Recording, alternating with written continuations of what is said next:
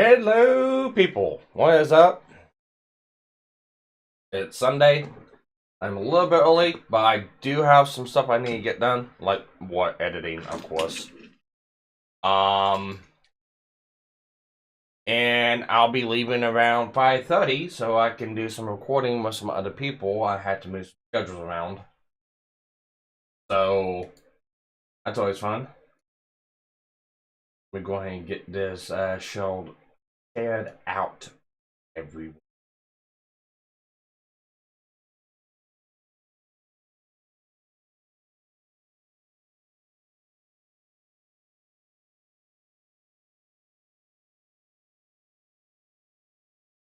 This within the Discord. At everyone. Wait for everyone to come in.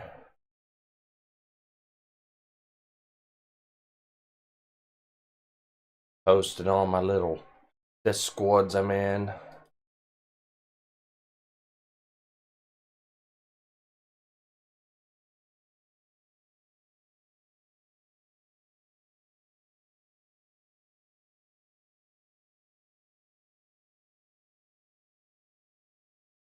Share. Yes, sharing that one too. I wish I just had a fucking bot that puts everything and everyone the Discords that I'm associated. So I don't have to fucking do this shit myself. What, are you shitting yourself? I'm surprised you're streaming. No, I wish I had a bot to put all these fucking links in. All these Discords. So I don't have to do it myself. Do this shit myself. You came in the wrong time. Did I come in the wrong time? Oh, I'm completely sorry. It's all good. I thought I came in the right time because you said you shit yourself the moment I came in, so I thought you were shitting yourself. I mean, realistically, it worked. I'm not Vlad. So that's a good timing on my end for a good joke. But as usual, you run over it. Yeah, back on, and then run over it again, and then back on it, and then run over it. And peace out. Yeah, pretty much. Yeah, and then you just take off like a Ghost Rider in the sky. It's like it's fascinating. It's interesting, brilliant. So I see you did a stream yesterday, sir. I did. Well, I was well, just a normal. I have shit while I was at work. I see. This is the only way. It was not a fun stream. It was just okay. I'm editing videos. Might as well just stream. See who comes in. Who cares? Because I'm at the computer anyways. Makes sense, I guess. Oh, speaking of computers and things, I just realized, and if you're a Minecraft fanatic. I just realized that there's a thing called CurseForge, which is an application for Overwolf, which automatically downloads a huge set of mod packs. You might want to talk to Tyro about that one. I'm not talking to Tyro about that one. I'm talking to you about that one. He plays more. He plays more modern Minecraft than what I play Minecraft. That's actually going out of my way to actually literally having a civil conversation with him. You know that's I know possibility. No, he likes he's been trying to get me to play Minecraft with him, and it's like, dude, man, I'm editing on this shit for I get it. No, I'm just putting it out there for anybody who's listening. Cool. Sorry, I had to stretch. But yeah, no, I've been looking at it. There's a few different mod packs that they have that's all in one, and it is just as simple as adding an application. Very weird. It's an install. So it's like you can browse the mod packs you want, and then on the right-hand side it says install. You click that, and then it installs everything. Boom, ready to go. And it's a separate installation, so you can actually go into your My Mod Packs list, and then click whatever pack that you want. Yeah. And it goes play, and it downloads everything, and it's ready to play. Easy breezy, lemon squeezy. Is this for like multiplayer too? Yes. Okay. Yes, it also works for Warcraft, Rift if you're a Rift player.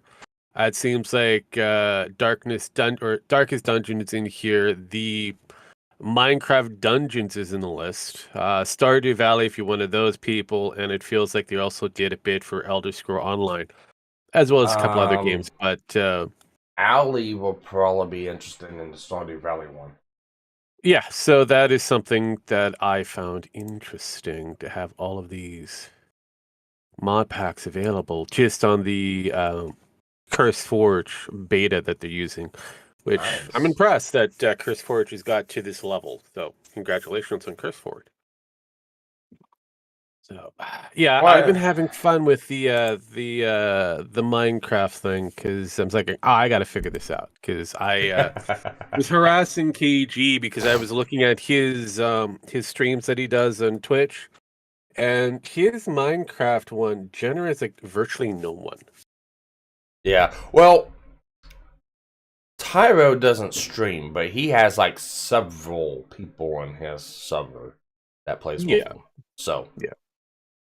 but No, he's I'm with you. not. He's not opposed for anyone coming into a server and streaming the Yeah, no, I world. get I get that. I get that. No, I'm more or less about trying to figure out how to encourage more view counts, get more people interested in certain things. I mean, it seems like I could kind of see where a good Put attraction is coming in and where it isn't for put just WotZ in the on. tags. Yeah, yeah, yeah. That probably would work, right? That doesn't work for It, me. you think, but no, there are certain things. I haven't really played around with the tagging system, especially for Twitch. Twitch is a little weird with their tagging system. It's like I've got you're not like YouTube.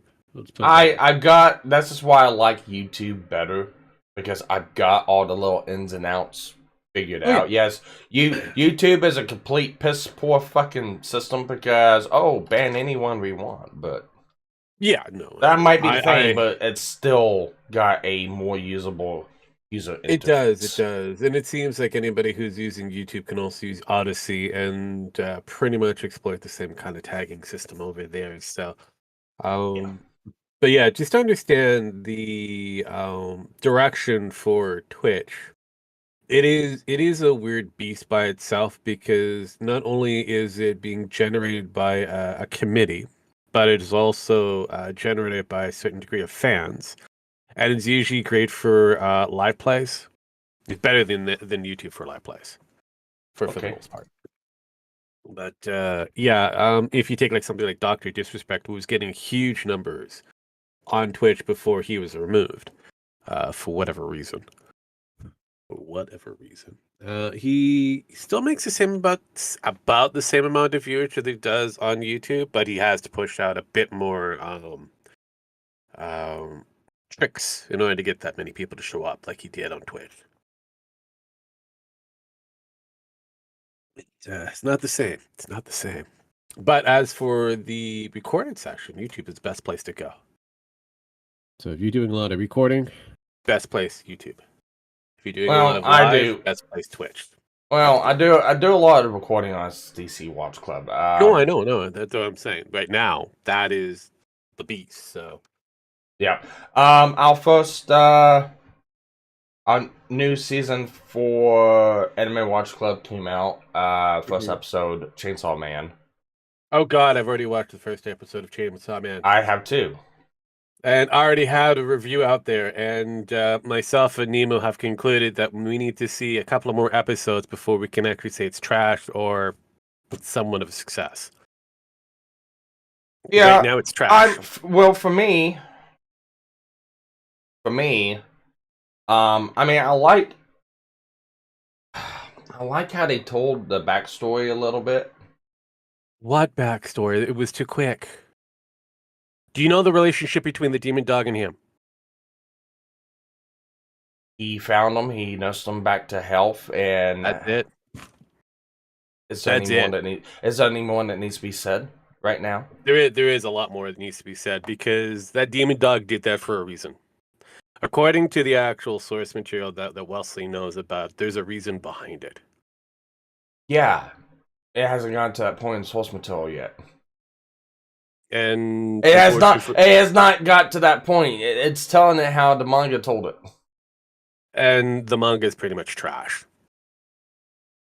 Well, I know. There's a lot of people that love this manga. It's trash storytelling. All right. Well, I liked the first episode. I did to a point.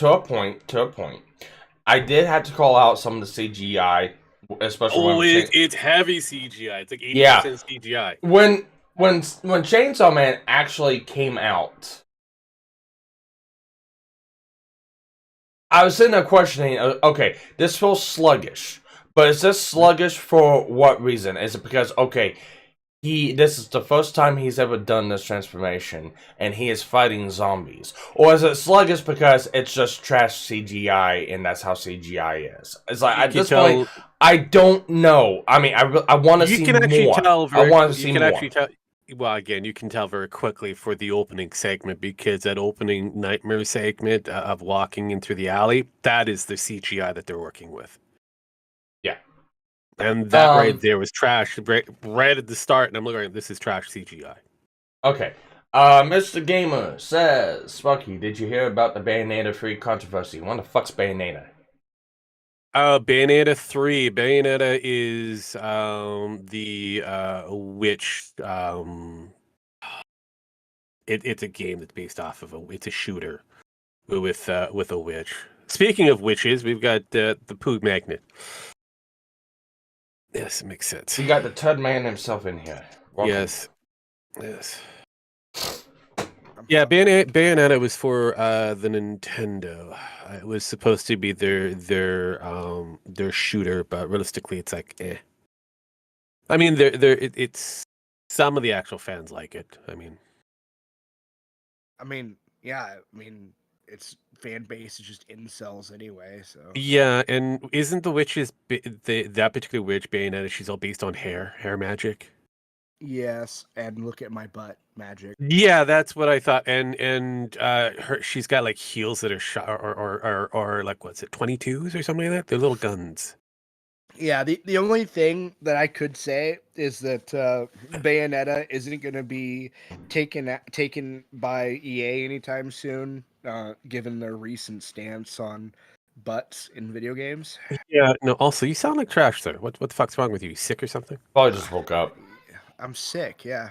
That's why I got it. There we go. It was either that or hungover. I'm like, oh, God, he sounds like trash. Huh. Yeah. See, you usually have more of a livelier than normal. So yeah, but yeah, no, I don't know. How can shit be lively? It can be. He's in the soft and squishy. He's that soft and squishy air time. He's either very hard and rugged, or he's just a nice, solid, just easy pusher. And then there's the mess that you can clean up for hours and still have a few kernels that are cracked somewhere. Yes. Yeah, I swore the other day I shat like fucking 15 pounds of poop. Yeah, you could. It running down my intestinal tract all the way out my ass. It was very awkward. All right. Well, I was going to mention that Mr. Gamer here. Yeah, let me address that one because I have my own viewpoints on that whole deal. Okay, Helena Taylor. No, hang on. Helena Taylor, the voice actress of Bayonetta, has offered for 4K to reprise her role. She was offered 4K and then turned it down. Got replaced by another voice actor. Okay, more costly. She addressed in 4 videos on Twitter.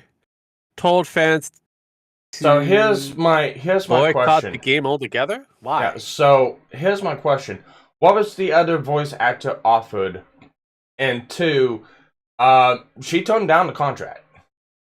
So realistically, if a voice actor at any stage of their life decides to go, hey, I'm worth more money than anything, and I don't know, is she really worth that amount of money? I mean, it is 4K is nothing. Like, I'm just shocked that True.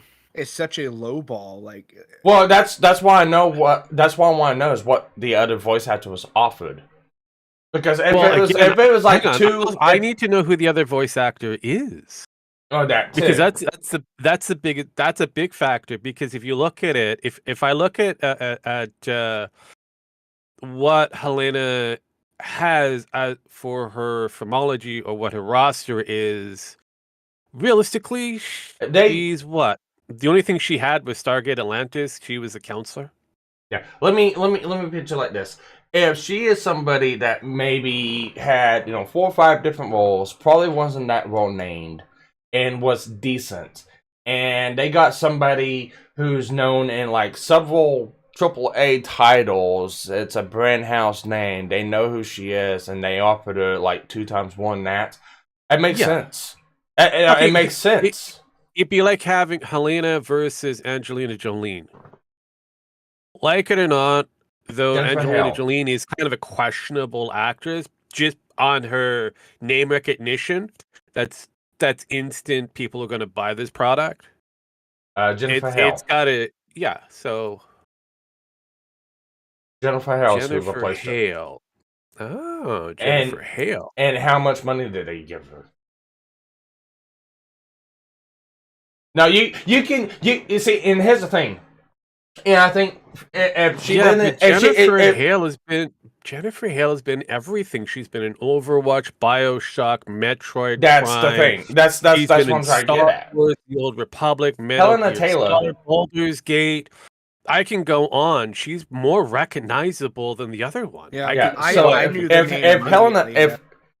Helena Taylor came out and this is her treat, and she's the one that said, "I was offered 4K, I got turned down." And then I got replaced, and they paid her more money. Boycott the game. That's very, very dishonest of her, and very fucking scummy. Because if she didn't specify that, well, it's very deceitful. As the company is just trying to, they're just trying to fuck me over. Whenever whenever it's like, okay, no, it's a more recognized voice actress, and she has done more, so she earns more than what you do. That's very fucking dishonest, and I think she kind of needs to be bounced around in the head a couple times. I mean, if you look at it, Jennifer Hale, best known as FemShep, the voice of FemShep, one of the better voice actors for a Mass Effect roster. I mean, it's having an onion versus a watermelon in this case. So the controversy is she's butthurt because she turned down the contract because it wasn't what she wanted, and they got somebody better. I mean, I'm sorry, and that's the way business goes. Yeah, unfortunately, it cost them a bit more in order to get that name recognition voice actress versus somebody who's reprised the character. But $4,000 is just. Well, again, it might be. You know what? It might have been one of those ones of this is just them currently saying, no, we want somebody else to do the role. I mean, it's also possible that $4,000 wasn't the true number, because we don't actually know what happened behind closed doors. Because, I know that what's that porn star's name? I can't remember. She was claiming that in all of her years of being, who? I think you're talking about Mia Khalifa. Oh, Canadian chick. No, Muslim. Yeah, her. Yeah, like in all of her years of being like literally the #1 porn star, she said she only got $12,000, which is just bullshit. That's Khalifa got more. Yeah, it's one of those deals. The way I'm looking at it is until we know actual numbers and stuff like that, it sounds like I can see one of two ways. Either one, they wasn't impressed with her voice work, and this is what they were gonna offer her because they wasn't impressed with her voice work, and two, they wanted someone else to do it, so they lowballed her, which is something a lot of companies do too.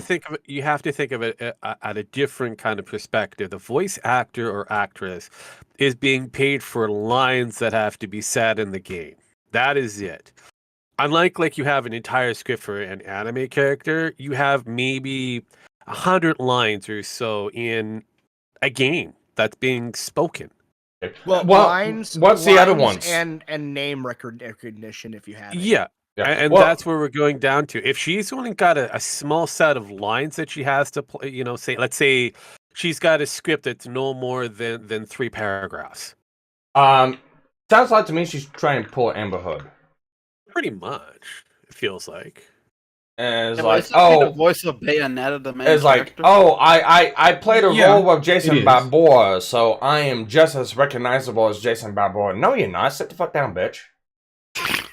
When it comes down to it, the voice can be done different. Look, the main voice for Darth Vader is now being portrayed by an AI. No longer done by the man himself, an AI is doing it. So it is. Can you Mr. blame Gamer? him for leaving? Yeah, Mr. Gamer. It could be for the simple fact that he just doesn't want me to by a stupid crazy bitch. That is quite possible.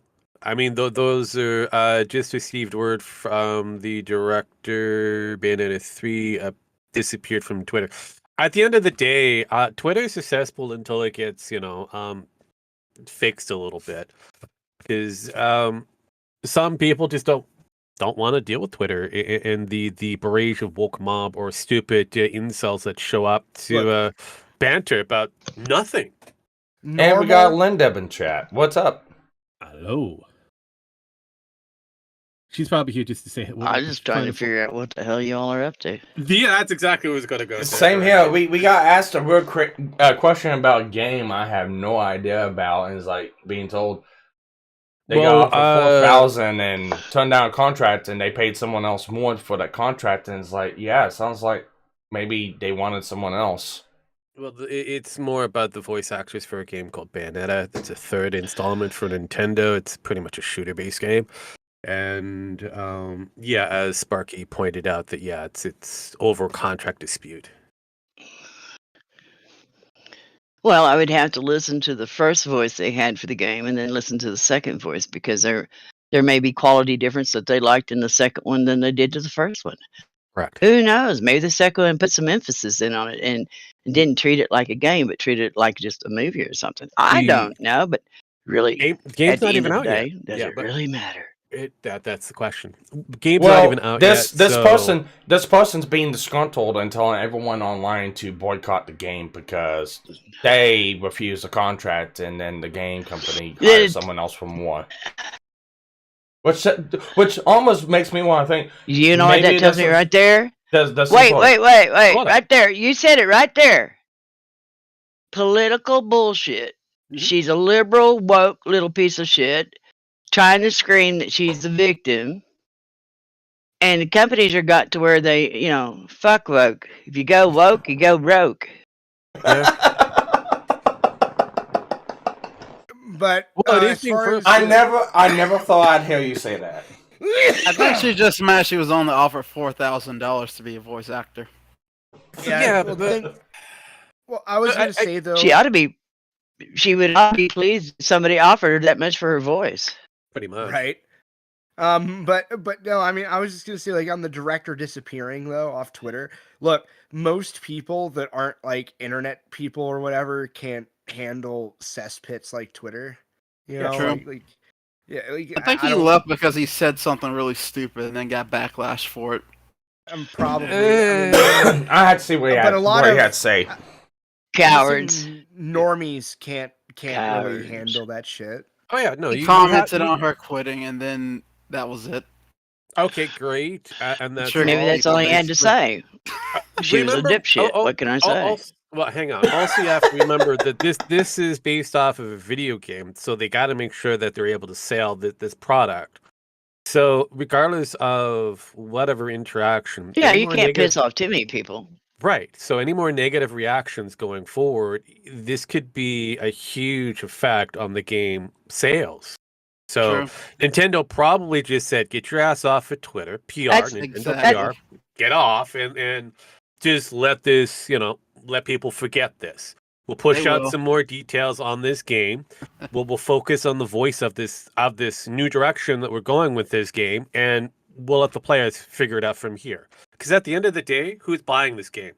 Is anybody at this table here buying this game? No.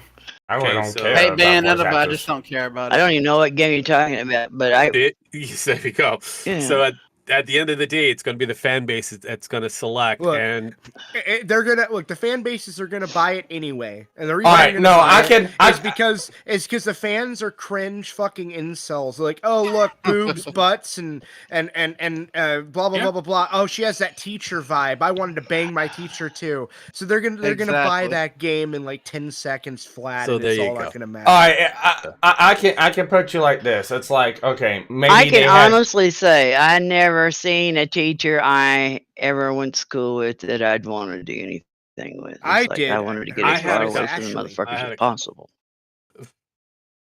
I can't agree. I can't agree with it because most of the teachers are teachers I had in school when I went. Yeah, well, I mean, it is kind of it does kind of require certain locations and what kind of teacher you end up in those locations. So, but to agree with Vlad there, I had a couple. So I mean, not Yeah, everybody if gets you go lucky. to the big cities, about anything goes. Pretty much. So it's like We get a better education in the farmlands than you guys do in the big cities. yeah, we could. Oklahoma Yeah, plays because we're me. more focused on the books than anything else. Yeah. But anyways, besides the point, all No. of the cities and all the states and even the Canada and even Mexico, they Anywhere. had their bright points. They had their beautiful locations and they had their neat people. But they're Oh, yeah, like every other country. They got shitheads for assholes too. Oh fuck yes. Yep. Yeah. So I kind of I mean, I try not to rock the boat when it comes down to whose education is better. It's like it's all kind of depending on where you are. Sometimes you get a better education in depends on one. how you use your education. Yeah, that's the biggest one right there. Because I noticed there's like a school out there that Yeah. doesn't have a set curriculum, and children, well, they're able to gain access to just about everything that the school provides, and they pretty much set up their own curriculum and what they actually want to study or learn. And apparently, these kids coming out are more smarter than anybody than any form of a set schedule education. Yeah. So it's like, I don't know, education's all weird. So when it If comes kids down can pick what they need to Yeah. If kids can pick what they're really truly interested in, okay? Yep. They're gonna excel at it. Of course. Sure, you're not gonna have video games on it unless you got a kid that's gonna build and create and make a game. But Mhm. and there are those too. I mean, Sparky, he was into robots when he was like 7 years old. Yeah. And by the time he hit 13 or Robot 14, word. he was competing in the state of Oklahoma for building robots out of Legos and making them do different shit. Oh yeah, no. And each child has a different set of requirements of what they need in order to develop their special skill. Special. Well, Right. again, everybody has. There's some that gains knowledge through reading. Yep. There's some who gain knowledge from hands-on, and there's some who gains knowledge by hearing it. There's 3 different ways to teach a kid, and a teacher has to be smart enough to figure out what group of kids she has in her class in order to teach them to the 100% of their ability. Yeah, it also depends entirely on curriculum, right? So, like for Yes. example, when I was in ag class, and we would do shit like welding or whatever, and the teacher would go on this weird ass fucking lecture, and I'm just sitting here like, look, I'm not gonna retain any of this information on welding. You just show me how to fucking weld, and I'll figure it out. Like, you know what I mean? Like this in theory thing about welding just doesn't work. Hands-on. Yeah, but when it came to like history, no, You I'll were a soak that hands-on in. learner. With history, I can learn just by somebody spewing information at me. I can listen to lectures all day long. So But the school it in just question- depends on the curriculum. Yeah, no, the school. So in you're a question- bio. Well, yeah. So the school in question that I was mentioning is called Sudbury School. So it's Sudbury Valley School. It focuses on just letting the kid trying to figure out exactly where they go in life. There's no curriculum, no actual classes, no true structure whatsoever, no classrooms that they have to worry about. And yeah, it seems to be very productive. And because of this social science is becoming more and more again, K-12, we're producing more and more potentials. We'll have to wait to see how they go through the university college life.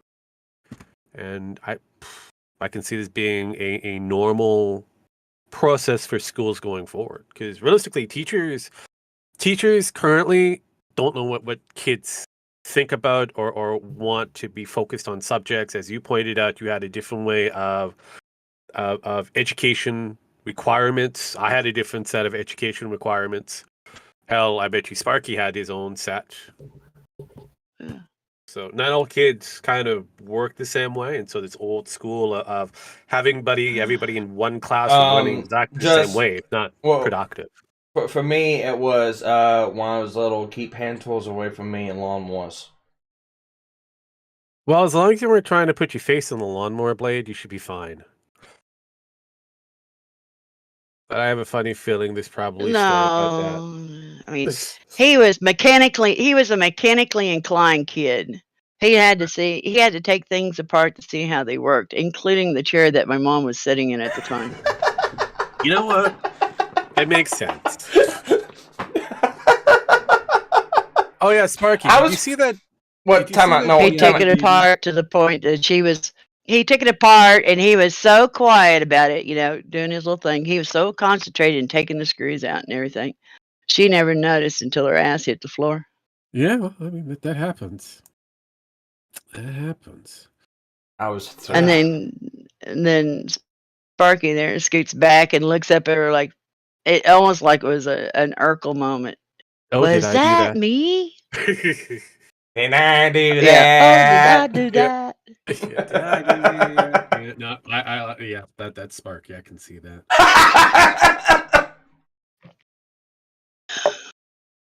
But no, Sparky, I sent you a thing DM'd on the Discord and I wanted to pick your brain. Is that a viable way of lighting up a light bulb? What was that? Well, if you look in your DM, it's got called no the DMs. genius idea that should exist everywhere. Your Discord. I'm not seeing anything. You're not seeing anything in your Discord? Oh, God. Where'd you put it at? In your... Did you hit? Now I see Did it. you hit? Oh, God. Did you... I sent it to you on the 14th, and somehow it didn't show up on you. That's weird. Okay, you geeks. You guys are geeks. No. Tell me this. No. Some of us are. If your computer's running good, and you're going around doing all your things, and then it starts slowing down. The reason why I ask is in my head, I think my modem is getting a little old and a little slow and a little tired. I mean, I've had it since 2016. It could be a possibility. See, you're gonna hate this answer. There's like 15 different possible causes for that. Yeah. And it'd be like impossible to answer that question directly without actually physically seeing And it. if you tell me to reset and restart my computer, I'm kicking your ass wherever you have to be. Yeah, dude, I get basically really angry. That's every technician's skill set. Oh my god, yes. Yeah. Well, no, not just that. My other favorite one is that was program. The first one I did. Yeah. Yeah. Well, my favorite one is a program not working. Oh, did you try running it as administrator? And my first thought is, oh, did you try like running your gun as administrator and just fucking shooting yourself so I don't have to hear you say that ever again? No, but that is the list that every person has to do when coming down to before they get to.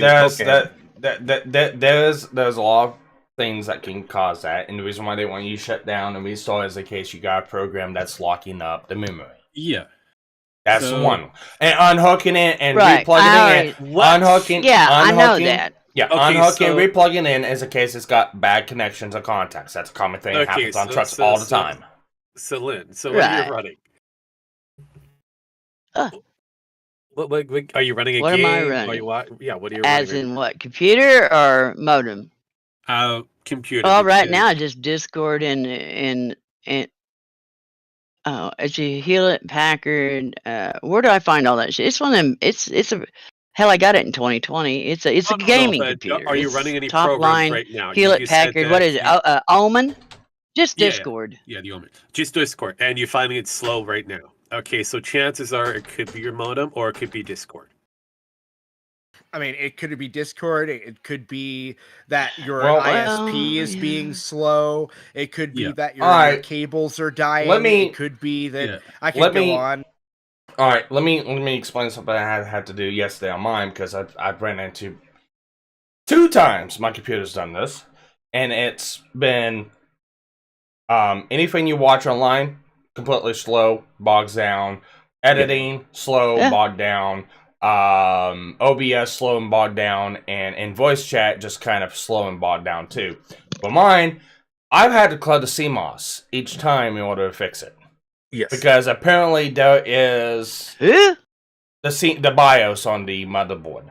Because apparently, like on my motherboard, there's an issue with if you add and delete so many things to an M.2 drive as your main drive, which is what mine is, it fills the cache up on the CPU and it doesn't clear it out. And it starts. I'm shocked you're not using a zip drive.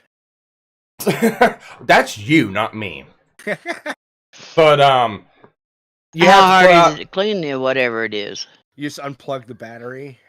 It is, but for my clear the CMOS, it depends. The motherboard on my computer, I have a button on the back it could just push and it does it. Well, yeah. Other computers, you have to unplug the motherboard, take the battery out, short the positive and negative terminals together to empty out any of the capacitors, and it basically just wipes any of the memory that's in the BIOS of the motherboard out. Now, I don't know if that's what worked for yours, but that's an issue that's for mine. I have a guess on what the issue is actually. This is my first guess. When was the last time you deleted all your web history and temporary files? Yeah, that'd be a good one. This morning. Okay. Okay. Was there any And update? I also did a disk cleanup, and I also did a defrag, and Yeah, no. So did Windows do any form of update? 3 days ago. Okay, so within those updates, even it's 3 days, did you notice after it's updated, it slowed down? And any of...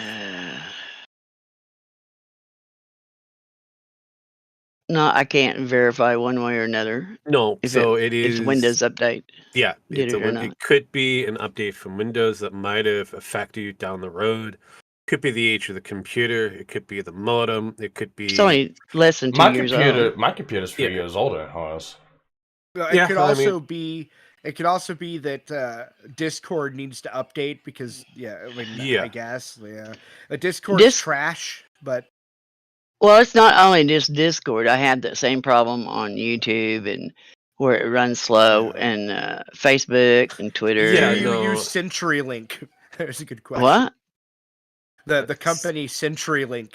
Do you use them? No, I don't use them. Okay, good. The other thing could be, you could be, if perchance you just mentioned that you use Discord, YouTube, and that, you could be throttled based off of whatever the company. So whatever your provider that you're using, there is a kind of like a time frame windows of high usage, so they throttle some of the actual users. I have unlimited use. It doesn't matter. They will throttle automatic. There's like specific time frames that they'll throttle because they have so many users at using the internet. Well, they better not, because I'm paying for the highest package they got. So. No, it's a common practice. It's not. Yeah, well, their common practice better be quitting because No, it's the same thing. Like you have everybody kind of fishing in one spot. You're going to use up everything. You do realize where we used to live at, or where you live at. You're at the very end of the node. Yeah, I know it, but it doesn't have. It's not no particular time. It can happen at 2 a.m. in the morning, or it happens at 2 p.m. in the afternoon. It's just time relevance doesn't affect it. Because I used to think the same time. Oh well, kids are in school, so therefore it could be. But when at midnight or 2 o'clock in the morning, them little fuckers better be asleep. Well, and it could also be this too, because a lot of the technology is starting to have and add more and more and more stuff that they transfer back and forth online. Yeah. The problem is, and I know what kind of connection you got. You got Fiber 10, optic, yeah. You don't have a fiber. No, you don't. You have 10 megabit down, 1 megabit up. That's exactly what you got. 1530. No, you don't. Because Yes, I do. no, you don't. Trust me on it. Because I didn't. Well, I don't know whether you did or not, but I had 1530. No, it's advertised as 1540. Since it's at the end of the node, it's more like 10-1. Well, when they run the thingy bobber, I was 15 and 30. When they run the same price. Yeah. When they run that little thing, it tells you exactly what your machine is pulling at that time. All right, let's say if it is 1540. It could be that Discord and several other programs are transferring so much stuff that it can't keep up. That could be some of those updates. Yeah. Because you do have a few things that might have high impact for well, see, okay, here you go. I didn't have no problem with my system until I hooked it up Vivian to my Wi-Fi. Okay, that might be it. Because no, actually, that is probably it because it's transferring live video from 2 different cameras all the time. Mm-hmm. 4. No, 2. You're right. I was gonna say, well, two videos in the doorbell. There you go. So that could be 3. Yeah. It could be slowing you down because of the additional feed. Well, that just it's go outside and ring the doorbell repeatedly and see what happens. Nothing. But this is another thing that makes me think that it might be my modem. Okay. Yeah. I got my modem back in 2016 before they went live with 5G, right? Modem. Well, anyways, before they went live with 5G. Well, they got my Vivian set up on 5G, and I said, well, I've never had 5G. I was on 4G or G4 or whatever you want to call it. 4G, yeah. And he says, oh, well, it's capable of doing it. And it's like, capable and doing are 2 different things. Yes. Look, if it makes you feel better, I had a modem go out. And then the only modem I had left that I had to use until I got a new one was a blue Linksys from 2008. That made my internet really basically dial up. Yeah, I have what is it? Ovis link? Ovis? OVIS? Yeah, Ovis. Yeah, you probably A, have to update the modem itself, or B, get a brand new modem. Yeah. Yeah, that will help get rid of at least one of the multiple different possibilities. Mm-hmm. But well, I went through several of them. You already told me delete my browsers and all that stuff, and deleted the cookies, and deleted the caches on several things that has caches or what do you want to call them? Cache. Yeah. And you know, I've done all the little nitpicky bullshit things. Yeah. Who? Don't worry about Vlad. Vlad is being an ass. Just continue. Yeah, there's a whole debate. Like, so it's cache, there's cache, and then cache. Well, let me tell you something. I'm really my main object in life is to put every fucking Nazi grammar person, every fucking you pronounced that wrong person, in their own little set of hell. Because I'm going to tell you just like this. Native Americans pronounce their vowels different than white fuckers. Native Americans pronounce their vowels different than black fuckers. Native Americans pronounce their vowels different than European fuckers. Mm-hmm. So it depends on where you're raised, how you were taught to pronounce your vowels, how you pronounce the word. Right. Well, I mean, hang on. I'm just saying there's an autistic to irritate Penn with a special word, and she likes to pronounce the word icon. I like to say icon, just to fuck around with her. but yeah, no, like I wasn't correcting anybody. I was just saying that there's a stupid autistic debate on the internet. It's like GIF versus GIF, for example. It's a moving picture. It's a short. However, that said, I would love to go to hell because I am totally a grammar Nazi. It's fine. Again, well, you will. There's a special place there. I got it all set up for you. If you come to me, you will have your own little version of hell because I'm just going to pronounce it the way how I think it should be pronounced. Look, there are no, that's my little spot in hell for everybody, for the grammar Nazis and all them, is that every 3 seconds somebody pronounces a word wrong and just drives them fucking batty. Yeah, yeah. So it just depends. Like, there's a lot of things I don't care about, but there are some words that just drive me insane because it's just. Are you a tomato or tomato person? It doesn't matter. The son of a bitch tastes like a tomato. Right. Well, in that particular case, I don't care. That's what I mean. Like you can pronounce it either way. Like, you can pronounce cache, for all I give a shit. It doesn't matter. Like where I have an issue was when they say omniscience and say omniscience, like that kind of shit. It's just like, stop it. Oh, the omniscience. The omniscience. Yeah. Or, oh god, what was another one? I heard somebody say proverb instead of proverb. You know? Well, I mean, technically it's preverb, but nobody wants to say it the right way. So right, but it's just like I said, it depends on what part of the country you was in, what nationality you are, on how you learn to pronounce your vowels. Well, saying proverb is just wrong. Like, it's not like a vowel issue. It's just incorrect. It's proverb. Like, incorrect to you. Incorrect to you. Okay. Look. Us white people. Okay. Invented. Okay, Cracker, tell me all about it. Exactly. We created the greatest we went thing fishing ever. and we got ourselves a giant English turd. language. There was a reason why the Native Americans said that white men speak with forked tongue. Look. The Native Americans didn't go to the moon. Okay, English speakers did, using freedom units. Okay. Really? I question that. Really? Can you prove they went to the moon? Oh, were you actually with them? Oh, Jesus that doesn't matter. Did you put your dick in the dirt? Okay, don't get me wrong. Think anybody could put their dick in the dirt without it expanding in weird ways. Right? And not fun face ways. down. Yeah, pretty much. No, it'd be more like face and entire rest of the body up as you float and bounce off the moon's surface. You know, but no. You're taking somebody's word for that. I mean, like, no, I'm just looking at. You've been to the moon? Evidence. You've been to the moon. Okay, I don't have to physically go somewhere to acknowledge. You're taking somebody's word somewhere in this world. That's what happens there. Why? They could have lied to you for all you knew.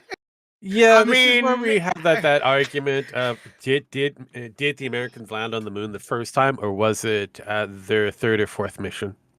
It doesn't matter. Listen, if they I watched it in 1969, supposedly. What I'm saying is it doesn't matter if we witnessed it on the TV or what. Any information from Moon or Mars or Jupiter or Pluto or wherever, we're taking somebody's word for it that that's the correct information. How do we know they ain't all fucked up? Well, they fucked up before. I mean, like, don't get me wrong. It would be awesome if it turned out it was all an elaborate hoax, utilizing Stanley Kubrick's set for 2001: A Space Odyssey. That'd be awesome. That'd be awesome. Like, I would love to hear about that. But the even what was his name? What was his name? The greatest scientist or whatever that died. He was in the wheelchair, couldn't speak. Hawkins, Stephen Hawkins. Yeah. He even admitted that his little thing that he beat in everybody's head for years and years and decades, he even admitted before he died that it was totally wrong. Yeah, well, I mean, there's nothing like that's the whole point of science, right? Yeah, like you have to be able to say you're wrong, and so this is like but most of them can't. And everybody knows science is not an absolute. It can change with variables. Unless it's COVID. Unless it's COVID, right? It's absolute. Oh, actually, it's funny. It's funny how you said that there, sir. COVID was both. They have been changing the science in COVID constantly. The only people who haven't is anybody within the political narratives. It's the same thing. It comes back down to the moon landing. It was a political is science. Well, Fauci, he wants to be science. He's questionable. Flip-flopping Fauci. Pretty much. So when it comes down to the Apollo 11, it was a political motive. It was who was going to be first there. Was it the Russians or the Americans? The Americans wanted to make sure that they were first. Yeah. I mean, no, Russia did get into space. Well, listen, first. here's Yes. another thing. I'm not a conspiracy theory, really. I honestly, cross my heart, I hope to die. I'm not a conspiracy theory, but this is what I don't understand. This is what don't make no sense because I like to connect dots. Mhm. Dots do connect if they're in the right position and they're done it the right way. But they went to the moon in 1969 and supposedly a couple of other times after that. And then there was, 20, 30, 40 years that we never went back to the moon. And then they tell us, well, we would go back to the moon, but we lost all of our data and all of the input. And I'm like, and you guys ain't fucking smart enough to figure it out again?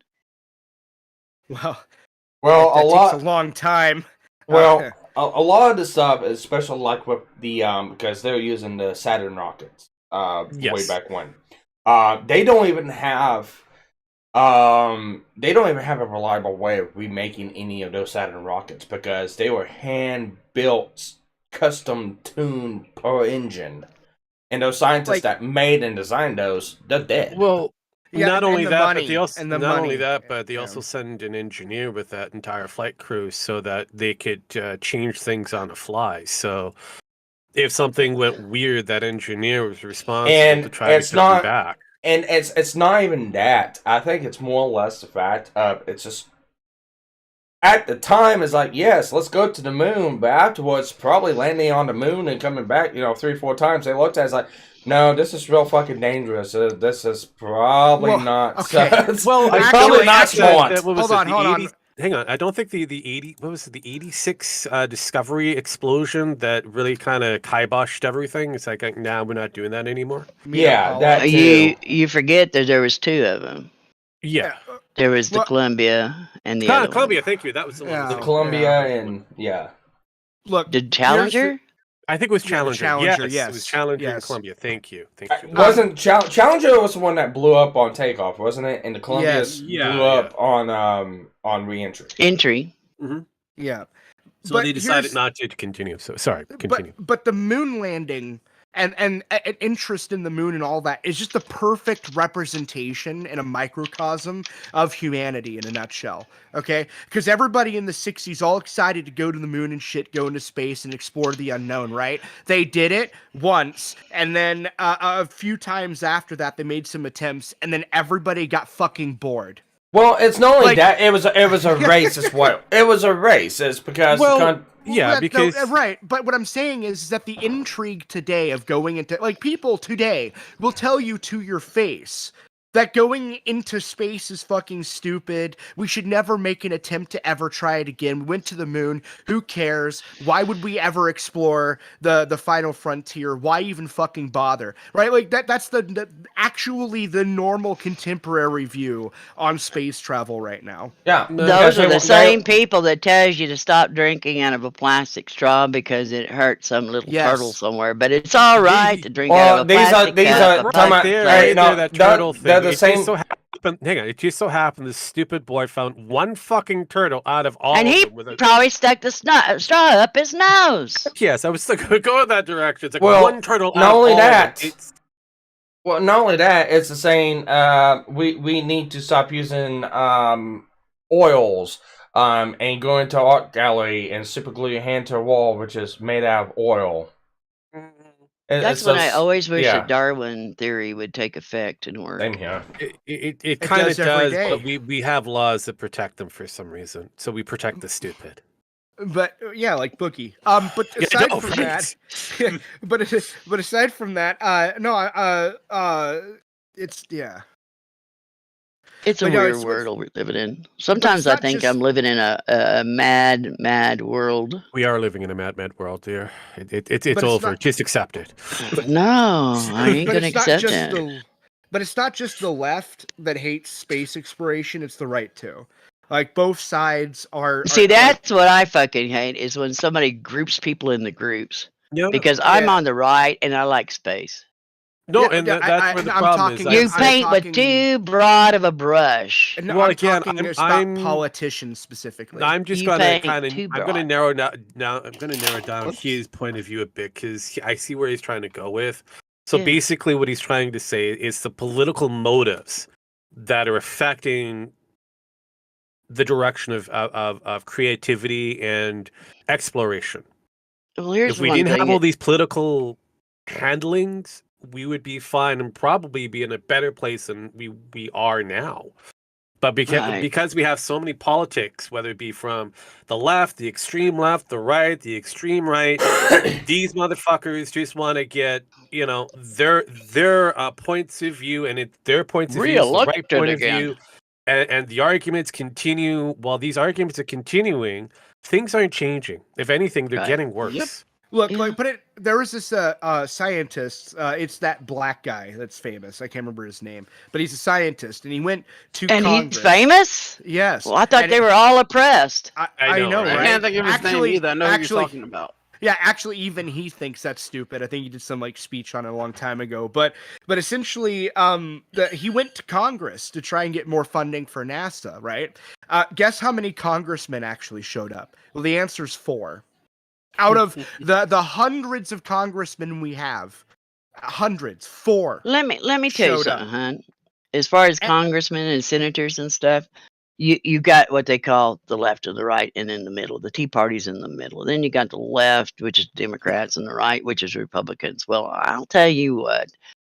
There's probably more sheep over on the right that are actually Democrats, and they found out they couldn't win in their district if they run as a Democrat, so they just changed their political party and went as a Republican. Rhinos. Yeah, and they're doing that. Well, as far as I'm concerned, they need to get rid of all the fucking parties. And when you make a statement, this is my platform. These are the things I'm running on. Just for reference, border security, lower cost of medicines and stuff, and all this, better insurance. Take the insurance to task. And you say that's your platform and you win. You have to sign a letter of declaration that you're going to stick to that platform. You can't, when you get in there and say, well, I'm elected now, I don't have to worry about that shit. Oh, no. That's what got you in there. That's what you got to run on. That would be nice. That's not happening. And we've had only one fucking president out of all 46 of them that has ever fucking done that. Joe Biden. Joe Biden.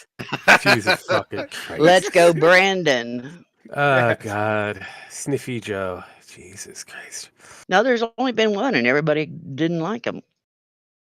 All right. So I'm gonna pull something up real quick because no, I don't want to see it. No, I'm not gonna pull it up. I'm gonna talk about it. But Wesley linked a Twitter into the chat. Oh God, and Wesley, why would you do such a thing? I'm going to read it. What chat? YouTube. His YouTube chat. YouTube. Oh. All right. So MRF has revealed that she has a husband, along with revealing his abuse. He has threatened to kill her dogs, take her money, and force her to stream. He forced her to continue saying that she was single and commit to being a hot tub streamer. He threatened to leave her with only $1 million and to burn everything on crypto. The terrifying part is that he has control over the account. MRF showed the text messages from him calling her a dumb fuck and supposedly throwing away money in her accounts as threats when she wasn't responding to him. I call bullshit on this whole fucking deal. I question the text messaging because you can fake text messages. Yeah, I question the whole fucking deal because here's the thing. People actually know who she is. Mm-hmm. If she had a husband, that would have been found out long ago because you can't. Yes you can't and no. fake, You can keep that illusion going for a bit. You can keep the illusion going. You can't fake court records. That's a legal binding document. That is where record. it gets and that's where it gets kind of questionable because this is why I question the whole thing. Oh yeah, no. Oh, here's another thing. If there's text messages, all she even have to do is go to the telephone company and request a printout of the text message between this month and this month. It may cost her a couple of $100, but she's worth it. She's got the money. Well, and not only that right there is blackmail. Go to the Well, fucking yeah. cops. Also, she's in Houston, fucking Texas, or at least that area. Yeah. So the whole thing. all she has to do is take that information to her local law enforcement, have them deal with it. The whole fucking thing smells fake to me. It's a way to get more money from simps. Well, yeah. I mean, I'm not gonna say that that's not a brilliant idea because there's a lot of simps out there that's gonna fall for it. But the problem is her talking about it on Twitter or wherever she's talking about it on. Well, wherever she's talking about it on the wrong platform. If she feels that threatened or whatever, she's dealing with the wrong people. She needs to get off of social media and go to the freaking police or the FBI, which I wouldn't go exactly. That's where the questionability comes in. Yeah, you can fake the communications with your phones. It's not that hard. You can also get a fake phone call thanks to certain applications out there. You could have a burner phone and send them to yourself. Correct. You have a person who is well known to have an OnlyFans account that was said to be hacked. You have a person who is losing a lot of attraction on Twitch because the Twitch thoughts are not making the same amount of money as they did, say, 5 years ago compared to what it is now, because Twitch is now putting a huge hammer and reducing amount of visibility for the thoughts. And it doesn't matter how popular the thought is. They're losing that aspect of access to the simps, so they're stuck with a little flounding base that they have, and a lot of those people are aging out or moving on to somebody who's a bit better, or they're going to a different service provider to give them more, thoughts to look at, because there's other places that Sheepy can go into to get more money. But here we are. She's trying to play the feel sorry for me, and it is questionable. I mean, as you pointed out, yes, Lynn, you hit it there because she's on the wrong platform. She's doing the wrong thing. If this is an actual legit thing, then she shouldn't be talking about this to everybody. It should be an after the fact kind of conversation, not during. During the fact, yeah. Yeah.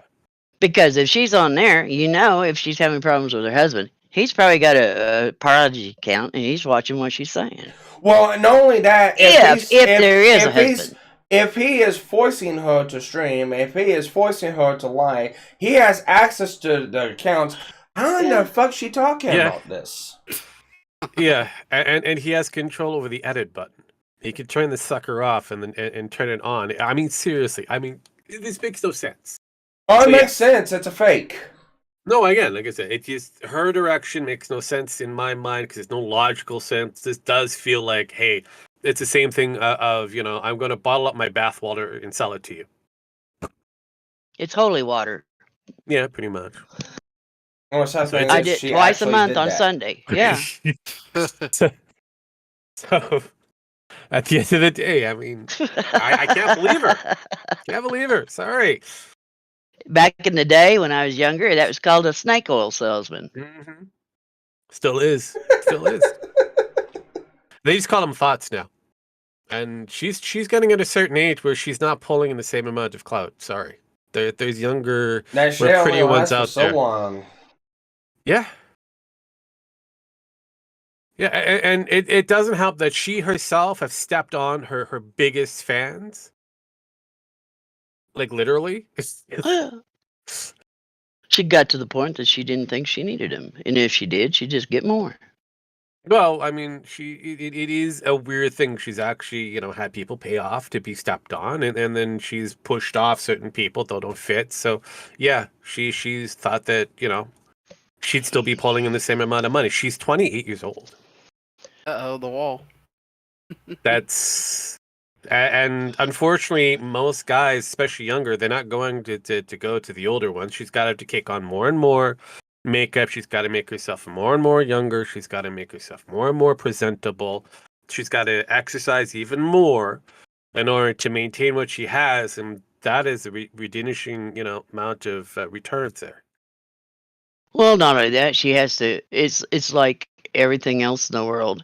You have people who enjoy this, and then you get somebody else doing something. Well, this person has to go a little bit more to the extreme to pull the people back and all that stuff until you get to where they're doing what? Jackass shit. Yep. Oh, yeah. Here's another one. Here's another one.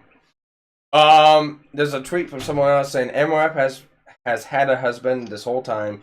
Yeah, I've been gifting thousands of tier 3s every month. How do you charge back on credit card? It's like, you are idiots. Yeah. I mean, she's leaked out that's the worst thing to do. She's already stated that she has, if she's doing this to garner sympathy. She's doing more to shoot herself in the fucking butt. If you're a thought, this is the end of her career, because if you're a thought, you're not supposed to have a boyfriend, a husband, or any attraction to any male, because you're supposed to be, available. It's the same thing that happened to the boy bands. Still does. They're not supposed to have girlfriends or boyfriends or whatever. They're supposed to be the ultimate prize for any young boy or gal out there that wants them. Boy bands? Boy bands. Well, or like Britney Spears and stuff like that. No, that just depends on your outlook. I just figured those group of boys their voices harmonize with each other, and it really makes them what they are. I really don't give a fuck if they got a girlfriend or boyfriend or wife or husband. No, as long as they sing pretty. Time out. I got a question. Idea, but that changed. I got Menudo on that. That was. See, you guys, you new generations need to stop changing shit and changing the fucking meaning of words. Well, it's like this. It's like for me growing up. It's like for me. It's like for me growing up. It's like, yeah, I listen like NSYNC, Backstreet Boys. You used to like the Village People too. Yeah, it's all right. Bad experience. He's a boomer. He used to like the Village People too. There's another one. Westlife, and there's a couple other ones. But I always had questions like, how did they find out that the voices harmonized? Were they sitting there grabbing each other's balls one night and they found that out? No, a lot of them were together in school and stuff. And see, you forget back in the day, you'd have these quartets on the fucking street corner. Hey, you know what? People. You know what? I want to go back to original. Rockapella. There you go. Yeah. Acapella. No, rockapella. Well, rockapella became later, but acapella was the biggest thing. Acapella was the beginning of rockapella. So roughly by the time you got to about the mid 70s to about the early 80s. The idea of boy bands or any group band or any group vocals became more of a business. So the music industry was now trying to find a way to get all these different voices together that seemed like they can harmonize, that were slightly attractive. So you're not going to get the Jackson 5 or the Osmonds anymore. That's gone. Beatles or Beach Boys. Very Lewis in the News. Yeah, so those Boy George. Well, to a degree, yes. But those kind of, people getting together to actually make a band or make harmonized music died. So you have New Edition, New Kids on the Block, Menudo. They were kind of industry created, and then you end up with Boys to Men, Take That, Backstreet Boys, NSYNC, Westlife, another industry creation. Jonas Brothers, though they are brothers, they were controlled by Disney. That is a huge entertainment franchise. They had a shit things to make sure that they were able to pull in all the girls to show up to every fucking concert. They could not date anybody outside of the Disney structure. They had to make sure that they didn't talk about sex or even engage in anything sexual related. They had to be the good old quote-unquote Christian boys under the Disney enterprise. And the Disney enterprise isn't Christian-orientated. It's money-orientated. Right, but you go back and the boy bands you're talking about, a lot of them ruin their own self by faking singing. Correct. They're lip syncing. That's like you. That's what happens. Oh, that's because of the machine created. It's created by the industry. K-pop is another good one where they just put out a call list of who's available that can sing, and hundreds and thousands of people show up trying to become the next K-pop group. Anyways, it's just K-poop. K-poop, but yeah.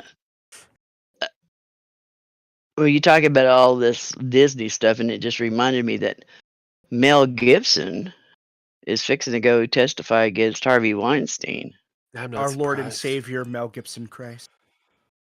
Well, I don't care. I mean, he's crazy. I love Mel Gibson. I don't give a shit. He's lost it a long time ago, but I like his movies. Don't get me wrong. Mm. But he's going to go in front of a court and testify against a director that he used to work for underneath. Producer. Producer, excuse me. Yeah. And an owner of a movie industry. Yeah. But anyways, and he's going to go into court and testify against him that, yeah, he did rape that girl. I want to do LSD with Mel Gibson. You could. I mean, a younger Mel Gibson probably would have freebased with you. Older, not too sure about it. He's pretty much lost everything. But to be fair, Mel Gibson called this shit like 10 years before everybody else did, and they called him crazy. Okay. Back when you're talking about when people called him crazy is when he went off of the freaking deep end on shit and stuff started happening to him. So my question was he right and they were doing this shit to him to shut him up? Yes, he was. And all this other good. And when it comes down to it, there's Mel Gibson, Russell, Kurt Russell. There's 4 or 5 or 6. One that used to play Superman, I forget him. What his name was. He played Superman though. The dead one? No, not Christopher Reeves. He also is a news correspondent or something. Yeah, Dean Cain. Thank you. And a few more other ones. Which one that you probably would have used. But anyways, they were. Dean Cain is, But anyways, these guys have come out and said this 10, 20 years ago, and their career went down the toilet. Yes. Yep. And that's now something like Weinstein has a huge push, unfortunately. Well, yeah, he's got all the people that he sponsored. He's got all the girls and the people that he sponsored. You know, yeah. I want Mel Gibson to walk into that courtroom, look at Harvey Weinstein, and go, "I'm gonna rip your heart out and beat it to you." It'd be different. It'd be great, but I don't think we'll get call it the Passion of Gibson. Oh well, no, I was just let me tell you something. Line from Mel Gibson. This is what Mel Gibson will do. He'll walk in there in his little suit. He'll walk up there and he'll sit down, and he'll look over there at Harvey Weinstein, and he'll just smirk at him, just like he did in the cop series with Glover, Danny Glover. You know how he used to look at him. I was quoting Lethal Weapon 3, actually. Yeah. When he just looked at Danny and he just smirked at him. He's going to smirk at him and say, "Your shit is coming, man. You fed this shit to me for many decades now, and guess what? I get to feed it to you." Yeah, I mean, Weinstein is a beast. Early creations with Miramax and independent films for art house shit, and then Disney dealership. And then he's got. See, I don't think Disney is. I don't think Disney is a saint of a company either. I think there's some dark clouds. There is. Disney would make child porn if they thought they could get away with it. Well, they do. If you look at some of their cartoons and shit, go back and analyze what's on the wall. Even some of the figures on the dresses. You know, on one of them. No, I don't think mean it's cartoons. Minnie's dress. I mean, there's a lot. If they could get away with it. Yeah, but I'm saying they had it in the cartoons for kids to watch. Yeah. Well, pictures on the wall. Go look at some of them. I mean, it's very disgusting. I've seen it. The problem is they'll make the excuse that they had to. We just had to add something in there that kids wouldn't get, but their parents would still find entertaining. That's always the go-to excuse. Yeah, for that kind of and shit. on a lot of the cases, they're just gonna blame an artist for doing it because they're road artists. We have no control over what the artist does. We didn't even see it because again, Disney is a huge enterprise and has different sections, and that's what they can focus on. It's like, we weren't there to we're a micromanage limited everybody. Liability company, obviously. Yeah, so it's like they allowed Robin Williams to make the character Genie. Yeah. Yeah. Oh, there's a lot of his banter that they threw on the floor and tried to burn. 60 hours. Yes. Woof. Yep. What Yeah. when you go and you look at like the old stuff from the old Aladdin films, everything that they had cut, 60 hours alone was everything that Robin Williams threw on the fucking table for Jenny. Mhm. That's what I want to see. I just want to see that, like not the movie in its full context. Just There's like, a behind the basically- scenes for it. It's actually real interesting to watch. Well, because Robin crazy. Williams wasn't no saint either. So, but No, I no. remember No, he Robin wasn't. when He he was a played Jew, Mork you know. from Ork. Yeah. But also, Robin Williams had a lot of different drug issues. I mean, Yeah, that's what made Robin Williams Robin Williams. That's the Oh, I reason know. why he could go in and out of any character he wanted at any time during the day. No, I know that. And like I said, he had his own little issues, his own little Yeah. dark, And it finally Things got that the he best of him, and he hung himself from a doorknob with a tie, yeah. or his Look, rope tie. Yeah. Mel Gibson, contrary to popular belief, okay, he's not crazy. He is actually a walking documentary. So everything he says is absolutely true, and he's just totally serious in every way. And nothing he says he's crazy. Whenever you say he's crazy, it's just a representation of how you feel about yourself, because he's a god.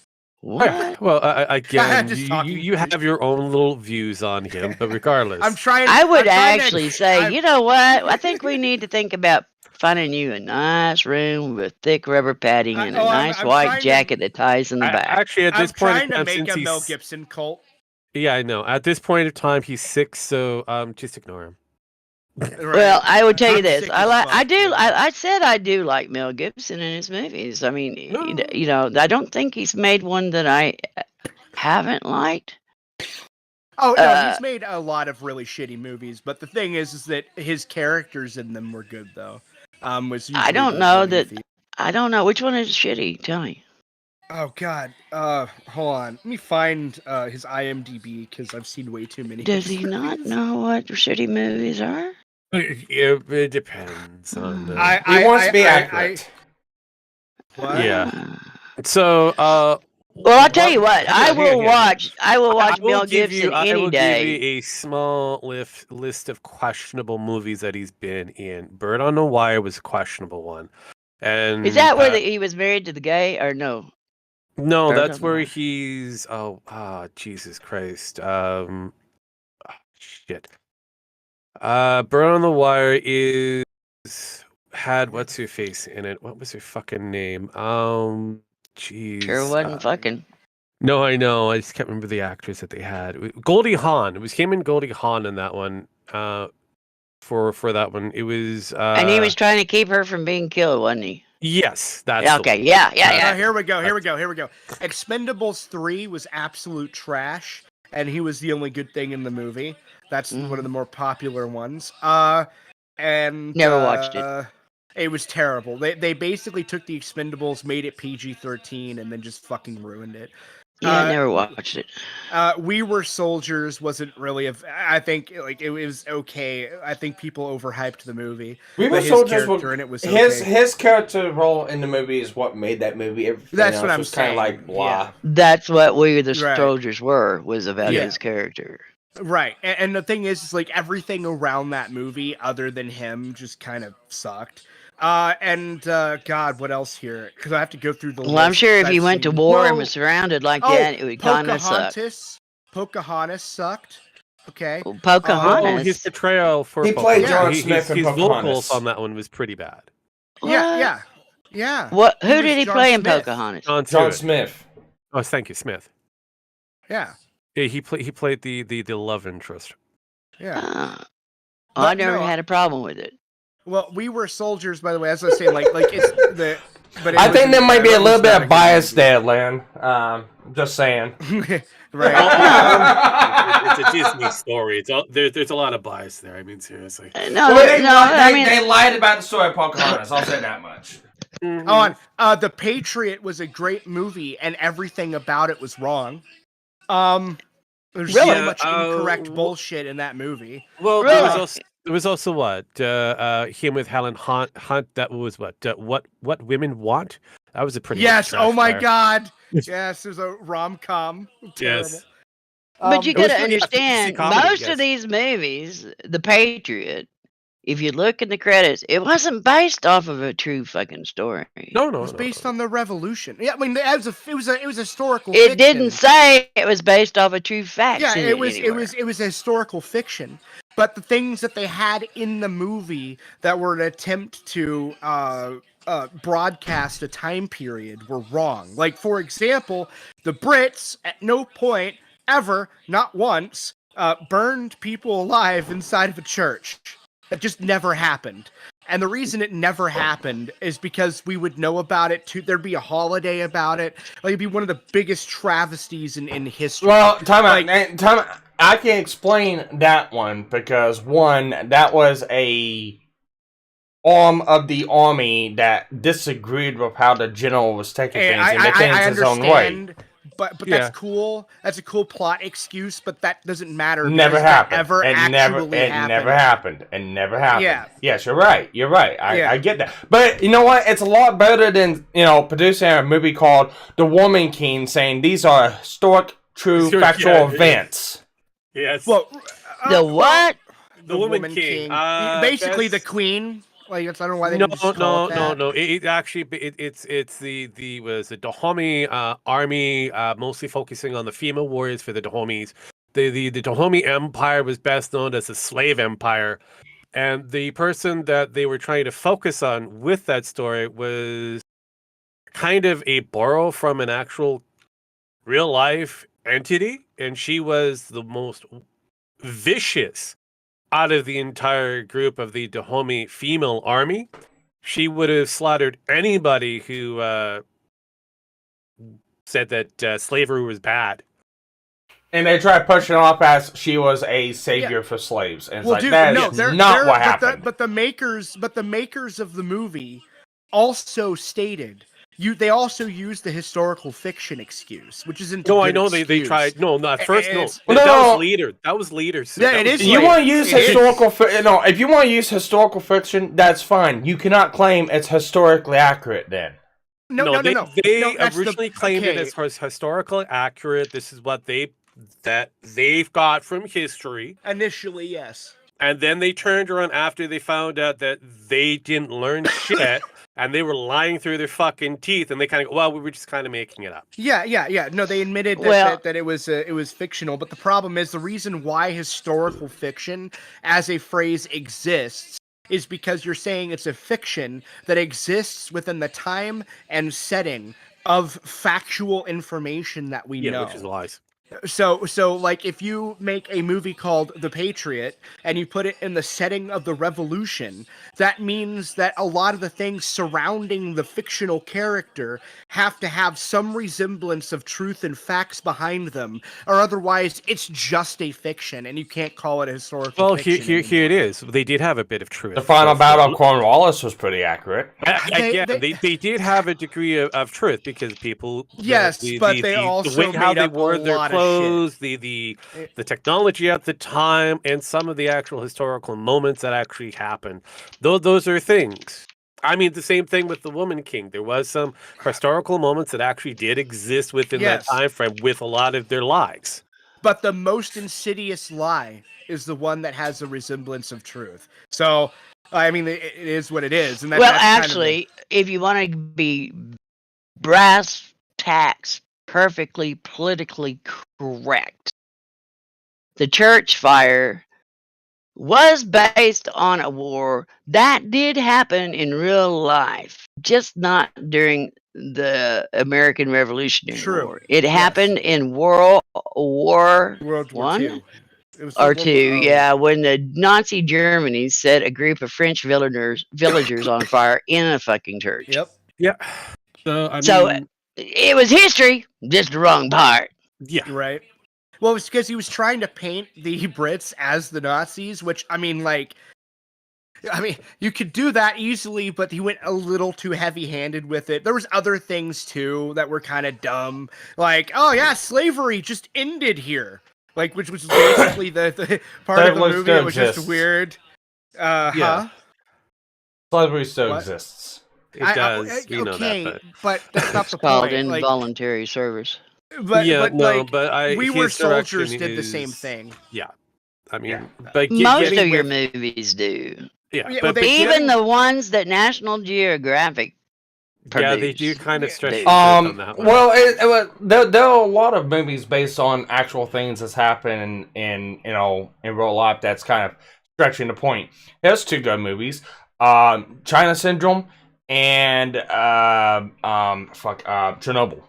China Syndrome was based off the 3 Mile Island incident, and Chernobyl was based off, I the need to Chernobyl watch incident. Chernobyl. I haven't. That I is wish you the would, pretty but good. it's I will not say that that's great. a pretty good, interesting movie. But I was alive when the real thing happened, so There's a lot of elements that they threw in there that's very questionable. Well, and there's a lot of things that they had to kind of retcon too. Like there was a group of scientists behind Vasily, not Vasily. I can't remember his name now. It's fine. Well, the main guy of the show, the one trying to help clean up the incident, he had a group of scientists behind him, and they kind of condensed that down to one woman helping them. And they admit at the end of the movie, it's like, it's like he had a whole team of scientists helping him. Yeah, but they I mean, condensed look, it down you have to make the historical show. movies like 12 Years a Slave, Schindler's List, Sophie's Choice, Braveheart, Saving Ryan's Privates, Lincoln. Right. Going that direction. Vlad, Vlad. Messenger. I got. You've got All President's Men, Bonnie and Clyde. They're all kind of restructure of history. I got a proposition for you, Vlad. How's this? Because that's actually a show I wanted to do a watch club on. Since you haven't watched it, you want to do that with me? Wait, is it an anime? It's not. No, it's not. And I do other things in anime. It's just it's not more an people. Anime, sir. It's an actual kind of live action show. Oh, okay. Yeah. I mean, okay, because I knew about that. I just thought this was like a separate thing that was an anime. No. No, it's not. I do things other than anime. No, I would watch it. It's fine. But I wanted to make clear something that I didn't make clear earlier. Just because I said that in The Patriot was historically bullshit and all that stuff doesn't mean I don't like the movie necessarily. Like I can't lie and say I don't watch the movie saying, yeah, fuck them Brits, who gives a shit, wipe them out. Well, it's like this. What is it? Dancing with Wolves. Yes. Oh, no. It's not politically correct or historically correct. Not historically correct. The damn Lonesome Dove. Nah, that wasn't even close, Ben. Gladio's not even close. Wait, hold on. I'm gonna re-look this up, but I'm pretty sure Lonesome Dove was one of the most accurate Western things that were made. Like as far as like clothing and the aesthetics and what about Tombstone? I never even bothered with that because like I don't even care. Like like thing is like the reason why I don't care isn't because I think it sucks. By the way, Tombstone is actually one of my favorite movies, but it's just that story itself is just so riddled with bullshit anyway that it doesn't fucking matter. Well, okay, I'll agree with you. Their costumes and the settings and the styles were there and they were correctly done for the era. Mm-hmm. But as a typical Western town of the time in and itself was not correct. Well, a good indicator of how backwards they got a lot of the history. We can look at The Last of the Mohicans. Yeah. What? They got a lot of the history wrong. Like what specifically? Because that's what I'm asking. Like exactly. Because there were things that they did get wrong, absolutely. Like, for example, like basic things, like the fact that nobody knew this one fortress was getting attacked is just like absolutely insane. For one, off the top of my head, but the battle itself and how it occurred was very autistically correct. Which is it? Weird. The British for leaving Fort Henry. You can actually see a few things that. Physically, they got that wrong. Well, that was an actual event that happened. No, but if you actually look at their it was an event, but you actually look at the visible background, you can actually see that there's buses back there. Oh God. Okay, another. Okay, the last. Are you talking about the movie that's supposed to predict what happened back in 1700 and something? Yes. Yes. Okay, It's well, him historical saying that they fiction. would have known that a battle was happening was incorrect because sometimes it took months for them to get a carrier or a letter or anything sent across because it all had to be what? Hand delivered. Mhm. Well, yeah, no. So the what I'm saying is that Just in the correcting you on movie that. They didn't there's have USP back no, then. what I'm talking about is in the movie they had a timeline fuck up. So basically what happened is that the carrier was supposedly sent like before the movie or before they actually meet that one guy. I can't remember his name. Weber, I believe, was who it was. Yeah. It was already sent by multiple different fucking people. And then for some reason Okay. Who oh my who was God. fighting in Fort Henry? Do you remember? I can't remember the names. It was the old man that everybody wanted dead. But I'm talking about before that. Whenever they send all of those all the God, what are they called? The all the people to that fort. Like whenever he goes up and he says he makes them promise to allow them to go back if they get attacked, which by the way is another part of the movie that is bullshit. Like they would never agree to that. But whenever they said like we need to leave in the middle of a battle to go tend to our families if they get attacked while we're gone, nobody would agree with that. But that guy that was there at that time was the one that was supposed to send reinforcements. And Wait a at that minute. time, Wait a time, minute. I mean, I'm don't knocking you, but I just want clarification. So some of the soldiers during that time left to go home.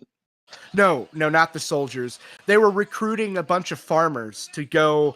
They would as go home militia. technically every once in a while, and they have done it, and it has been documented to take care of their fields. No. In the movie, they asked, "Can we the moment that our family gets attacked, they wanted permission to be able to retreat, even if in the middle of a battlefield, to go back home in the middle of a battle or whatever or war. Yeah. Like nobody would agree to that. Well, Like, since they were volunteer recruits back then, they absolutely could fucking walk away. You couldn't. The moment you signed up as a militia member, you were just there. We were pretty much stuck. Yeah, you weren't allowed to just Yeah, whimsically no, leave. That would actually be sedition. Like they would just Depends hang you. on what your definition of sedition is. It's not my definition. It's the Brits. Like, that was their thing, not mine. But like no modern soldier would do that either, right? Like if your home got invaded by like a gang of black guys and while you were gone, they're not just gonna let you leave Afghanistan to go home in the middle of a battle in Afghanistan. Like it doesn't make any sense. And then that was a whole weird point in the movie. They were just whenever the guy said no, you can't go, that was realistic. It made absolute sense. Like that would never happen. They're in the middle of a battle. Why would he say yes? Well, that makes no sense. There's two things about that. One is if they were the last line of defense, no, that wouldn't happen because if they fall, everyone's gonna get got anyways. Now, if it was one of those, there was no chance that they had.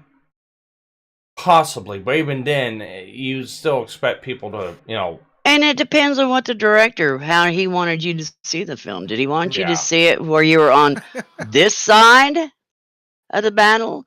Or did he want you to be more favorable to the other side of the battle? That kind of goes back to what he is saying. Is like, that's not historically accurate. Then I think that's what he's trying to get at. Yeah. Well, I mean, the thing is, like the guy in the beginning of the movie, I think he was a commander in the beginning of the movie that actually signed all these guys up in the first place. Okay, and allegedly agreed to the deal or whatever. Like the thing is that he should have already known that place was getting attacked at that time period because that attack was going on then, and he'd already been allegedly sent couriers like weeks in advance, and he didn't know. Like, and then. At the end of the movie, or at the end of the battle, when the battle is over, the French guy said he intercepted a return letter saying that there was a refusal to send backup. And I'm just sitting here thinking to myself, well, that doesn't make any sense. Like, how come he wouldn't tell anybody else? Like, nobody else in any other couriers anywhere else? Like, just that one guy, and that's it? And how come he didn't know about it at the time that he was sending these militia members and signing them up to that? Like, it doesn't actually add up. It creates a series of confusing points. Watch the movie The Alamo. Sam Houston refused to send troops in. I was actually going to bring that one up next. Because he was doing other things. Yeah, said, "No, you can hold it." I'm not saying it's weird that he refused. I'm saying it's weird that early in the movie he acted like none of that was happening, and everybody else that was there just had no fucking clue. The militia members had no fucking clue. Like everybody. You said he was a recruiter, right? He was gathering up new people to come fight. Mm-hmm. Yes, but for all. Well, you wouldn't tell him everything because do you know whether you could trust him or not? But he also sent a letter saying no at the same time. To see what I'm saying, it doesn't actually add up. It doesn't make sense. Like, I'm recruiting people for you. I'm not going to tell them that there's a battle going on, but at the same time, there's technically not yet. But I also don't know that there is, but I do because I sent a letter saying I'm not sending men, but I did. Like, it doesn't. It's very convoluted. It doesn't make sense. No, it makes perfect sense. You never let your left hand know what your right hand's doing. Yeah, and then you lose an entire battle because of it. Yeah, it's been done many a times. That's Custard, right? Well, actually, Custard was just an idiot. That's a whole separate thing. Yeah, he's just stupid. I do concur, but no, as I pointed out, there are some historical inaccuracies. As you guys have already done my job for me, thank you. Maybe that's the reason why they made it, so that most intelligent people would go and research it to find out what parts were true and what parts wasn't true. Correct. Trust but verify. Trust but verify. That is basically the idea. So, yeah, a lot of the historical movies out there are not always going to be 100% accurate. There's going to be a director's kind of interpretation of the history going forward, or the writer's interpretation of that history. The writers are going to make it. The writers are going to interpret it to where the people who watching it are going to be entertained and have their attention to the screen at all time. Even if they have to ad lib and make that shit up, they're going to make. Because if you actually went and did a documentary of the actual freaking war, how it happened. About 2 minutes in or 3 minutes in, everybody would be so fucking bored to death. They'd be crying and they would fall asleep. I don't agree with that. Like the movie, there's a movie called Waterloo. It's a fantastic movie. And it's one of the, if not the most historically accurate film ever made. With like very autistic minor things that aren't accurate. Like there's a ball in the beginning of the movie that didn't actually happen in the location that it was in, but they chose that location because it did look prettier for the shot. And they did do balls like that in palaces, but in reality they did it in a fucking barn. Okay, no, like the interpretations. Right now, but outside of that, everything else was autistically accurate. The formations of the military, the how the battle went down, like all that stuff was absurdly well done. Because if you care and are passionate enough about the source material, you're not going to allow major details to just go out the window. Like, for example, the show Achilles, or not Achilles, sorry, the show, I think it was Spartacus, actually, where they made Spartacus black. Or Troy, because you have two different versions, though. No, Spartacus, where they made Spartacus black for no reason. Are you talking about the Waterloo that was made in 1970? Yes. Yes. Okay. Do you know that movie liked about a half inch getting in trouble? Because 75% of the approximately 45,000 horses they used died. Yep. Awesome. No, it's not awesome. I don't care. I don't give a shit. Remember, he's an ass, so. Yeah. Like I mean, like I don't. I mean, actually, I find that kind of fucking funny because they did say at the end of the movie no horses were hurt or no animals were hurt. Were harmed in the making of this movie. Yeah, which they is Right. did say that. Accuracy, yes. Yeah, they didn't. Well, they're going to lie, cover their so- ass. They didn't want the tree hugging For sure. PETA people on their ass, but you Hey, know, it made the movie more realistic and Well, interesting. yeah. wait, So wait, yeah, wait. it would be too if we put you in a movie and then we turned around and took shots at you. Yeah, That would be awesome. Yes. yeah, it would. I would Guarantee die it'd be for, fatal. For yes. Fatal I would attraction. die. We could. God, that would actually be scarier. Being in a real life version of that. I'm glad to know. Yeah, But I don't know, because 1960, PETA wasn't that well renowned. They were around, They were but named were- something else back then. It wasn't PETA. We did have our tree huggers back then. You forget. Yeah, I know, but again, they were pretty much pushed off to the side. They were pretty much rejects of society. It was the hippies. Yeah. What were they called back in that time frame? Greenpeace. Well, Greenpeace. Yeah, that could be. it was Troy. Fuck. Thank Yeah, you. they Thank you. made. Because I want to make sure, because Troy and Spartacus are kind of following the same kind of story. No, well, like the yeah, Gladiator. well, no. Right. Well, no. Troy followed the city. That show where they made Achilles black because reasons. Yes. You know, like, and I'm just like, what the fuck? Well, Why? it's because again, they wanted to go with what they believed was historical accurate at the time frame, because It's not. on the whole idea that they would have been blacks in the general area. They, again, because of the political science that was involved with this, of the pushing of the black narrative, whether it was accurate or not, that this goes out the window. It's because at that political moment at the time frame, and Hollywood is all about those political moments, and so they kind of go, well, this is going to give us a bit of clout. We're going to have a black actor in front of there, so everybody's going to show up because everybody loves blacks currently.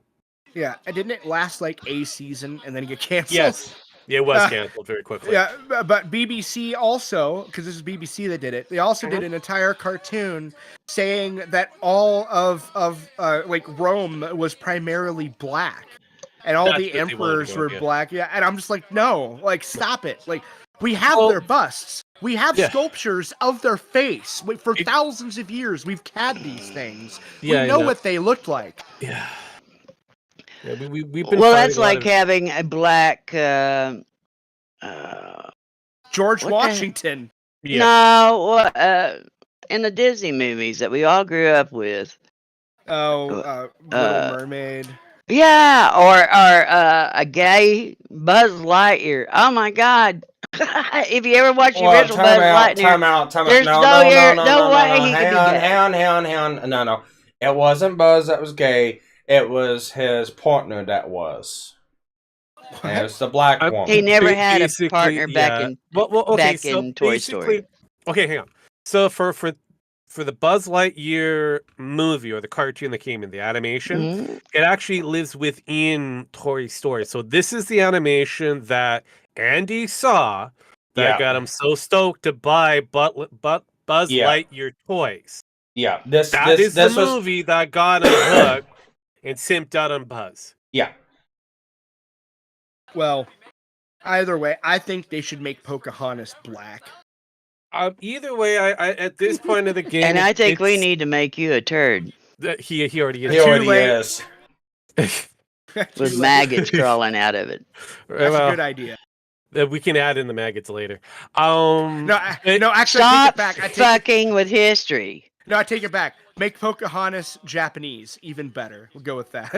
That'd be interesting. A Japanese Pocahontas. Let's fuck around. If we're gonna fuck around with the story narrative, why don't make it a fucking alien from Mars? We actually are pretty close to that. Yeah. People I hate to say this, but people in here like we are talking about changing shit is what gave some idiot out there in the real world the idea to start changing shit. Yes and no. Basically, what actually started that was a campaign to have if you normalize shit, well, it becomes normal. But you to be seen in that art form. That's basically what they're going for. We have to self-identify with any character that's presented on the giant screen. Which is super weird. It's identity politics. The thing is, it's like, look, I'm mostly kidding, or I'm completely kidding, because, like, for example, this is a fun thing. Okay, I wouldn't want the Woman King, even if it was a historically accurate movie for some reason, because, like, actually the title doesn't even make sense. Woman King, you mean queen, but whatever. No, Anyway. She was just the queen of the army. That was it. No, it's not the part that bothers me. It's just the that king. saying the Woman King, like Woman King is a paradox. It's a contradiction. It's just queen. Yeah. But anyway, no, if they made her white, I would complain about that just as much as I'd complain about Achilles being black. Okay, like I don't think that history is not here for people to identify with. Not even to change, but at all, yeah. For any Yeah, reason, it's not here to change. Or especially to identify with. You're not supposed to go and say, well, I like the Spartans, but, I'm black, so I can't really fully identify them, so I'm just going to make him black. You can't do that, because it's not for you. It's dead. It's over. It's done. We're talking about information. You can't change that. Reality. What they forget is in the time period that they're talking about Spartacus or all this shit. Basically, all the African people were located over in Africa and the different countries around that area. The Polynesian, Africa. You know what I'm talking about. The different countries around there. They wasn't over here, except maybe one that got, was on a ship or something and got stuck. You had your occasional thing here and there, but it was an anomaly. It wasn't the norm. And you know how you can prove this? You can prove this in 10 seconds, okay? All you have to do is look at the respective religions. That's it. I'll just go look at the Nordic gods. How many of them are black? Oh yeah, none. Okay, well, why is that? Because they're mostly white. Go look at the Egyptian gods. Well, they had autism, because look at them. Okay? I don't know. A lot of them had mostly white-based gods, or they were animal-based gods. So it's like, true. Okay. Yeah, but you got to understand that some of them cultures, like Egypt, I mean, it was nothing to them to marry their sister to keep their bloodline pure. Absolutely. I mean, that was true. So they are going to have some morphodite little babies running around. It really works also in the European kind of bloodline and an Asian bloodline. So it's like, But there's There's a shitty video game series called Assassin's Creed. There's a YouTuber that I found who's amazing, and by amazing I mean retarded, who actually unironically uses that game series as a source for historical information. Not even joking. Type. Yeah, and the problem is he made a video rambling on about how the video game made a Nordic goddess black. And said, like, what difference does it make? It's a myth anyway. And I'm like, like, I feel like if I said the same thing about, I don't know, any African god. Well, yeah, we were gonna go there. Let's take the African equivalent, let's say, of their gods and their their spider god that they have, their Ashante. And instead of making him a black male, we'll make him a white female. Right. Yeah, like, or instead of making some India god blue, we'll just make him black, or white. Like, I feel this doesn't go both ways. This is a one-sided discussion. It is that these people have, because it's not about any amount of authenticity in any argument or discussion. What it's about is trying to be morally righteous. That's all it's about. Race. Well, they're making it about identity. It's more about the identity, the virtual signaling of that. It is virtual signaling. It's still narrow. It comes down to this narrow perspective, unfortunately, of my race is right and everybody else is wrong. Yeah. It seems kind of funny how we had this whole campaign back in, in Deb's time frame, my time frame, and possibly even Sparky's time frame, that we kind of said racism is wrong. And we made fun of them. Hell, they showed up on Jerry Springer, and we pointed and we laughed. And now all of a sudden we're going back to this identity politics shit, and it's like going, half of the shit that's coming out of these black identity whores are kind of saying what every racist said back in the day. I know it. Yeah, you gotta understand, I come from the time frame Martin Luther King was born, and I mean was around and doing his speeches, and even as a kid, I was probably 10 years old when he died. But when I was 9, and I'd be watching TV, and he'd have a speech on, and I'd sit there and listen to it. He was a very well-spoken person, and his words had a lot of sense to him. And, I sit there and listen to him. Did I grade him by the color of his skin? Absolutely not. I graded him by the way he could project his voice and his words to me. No, the same thing I had with Martin Luther King or Malcolm X. It's just they were very respectable. They presented the issues in front, and they had a few moral issues. Come on. No, again, morals. It's a whole different thing. Yeah, when it comes down to the Martin Luther King, clearly couldn't figure out that trying to block a bullet with your head is stupid. I mean, come on. No, what I was talking about was his extramarital affairs he had. No, that kids is on the side. Yeah, base. That unfortunately that is kind of normal within that community. Yeah. Nowadays, Totally normal. More so now because now it's a black mom and fucking everybody. And here's another thing. Excuse me, but this is my point of view. If you're going to come up to me and you're going to hold a sign in my face, right, and it says Black Lives Matter. Okay, I agree with you. But all Black Lives Matter.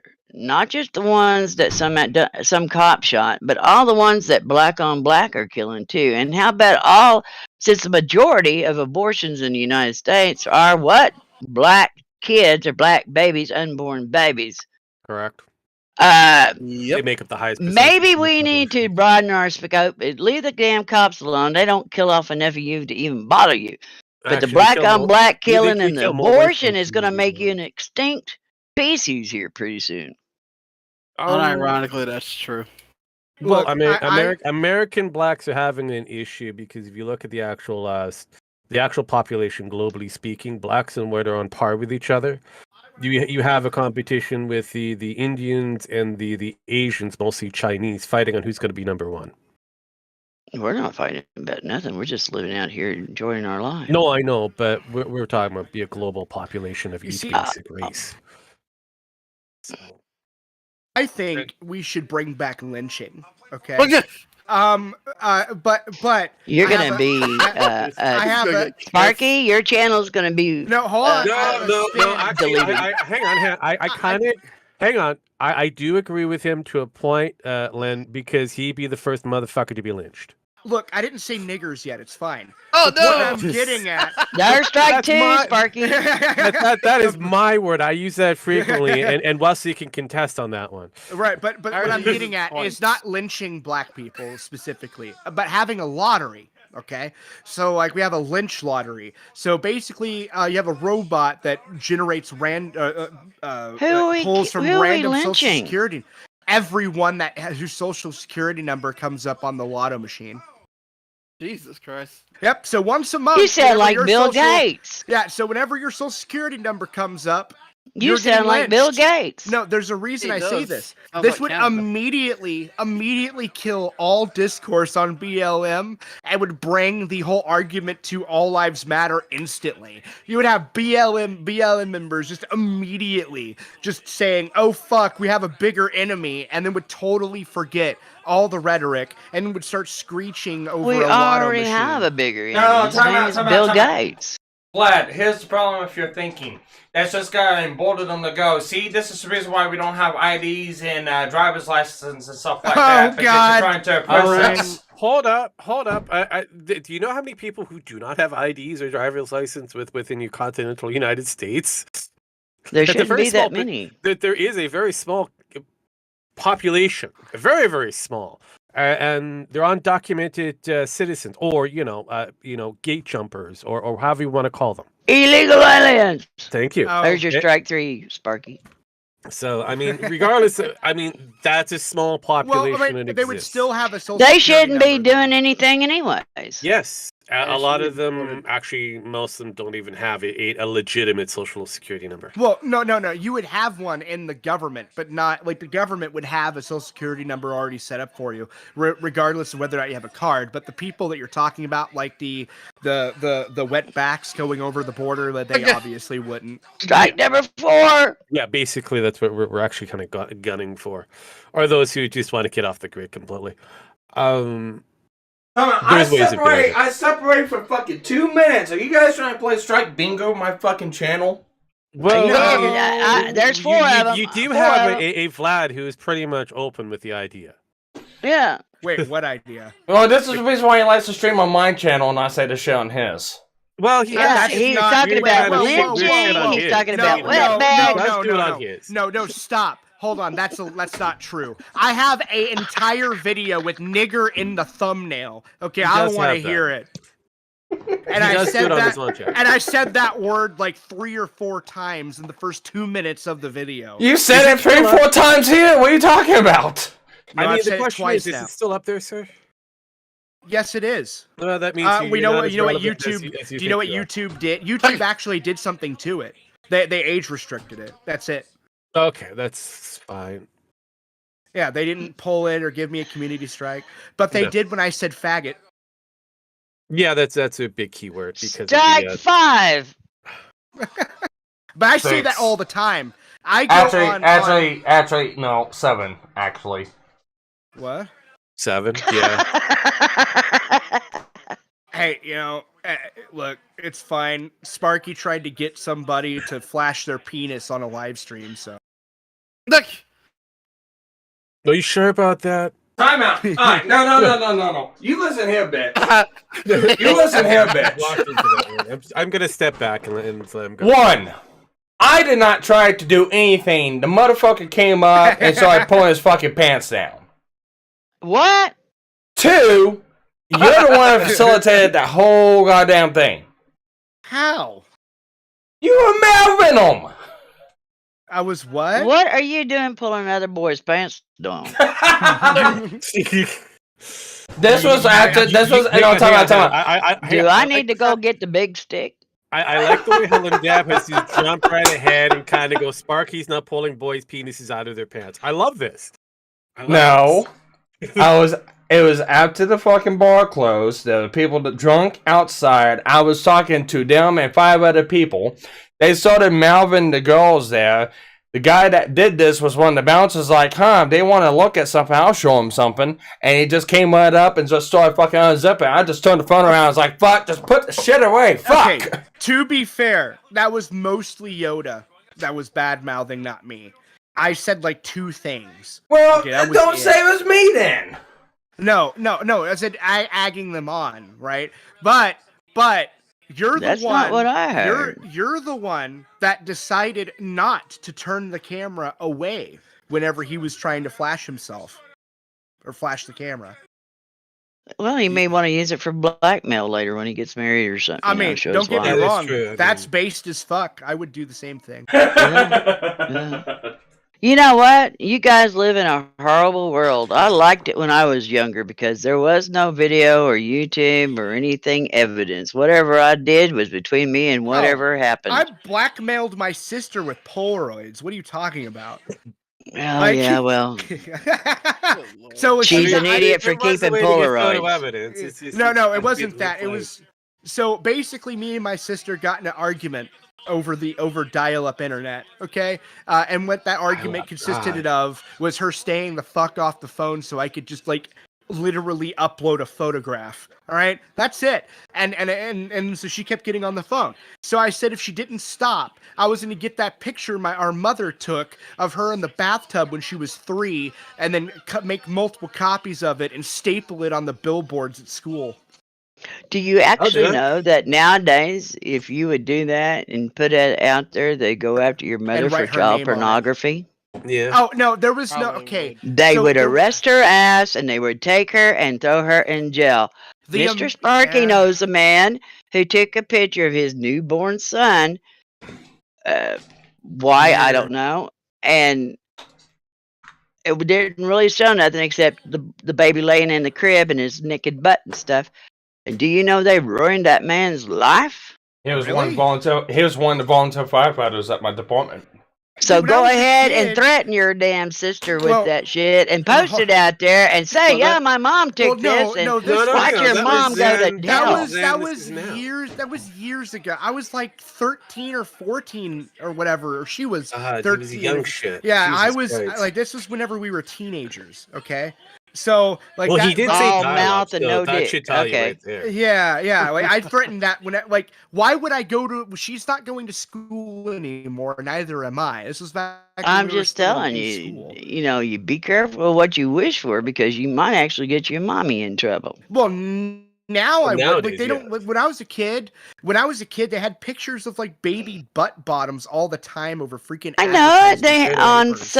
on suntan lotion. I know. Suntan lotion. There was the baby wipes and that. There's a lot of different things that we had. And as much as I hate Nirvana, like, which I do, they did sue Nirvana for that picture from one of their albums. He did. Nirvana and Van Halen. Van Halen has some.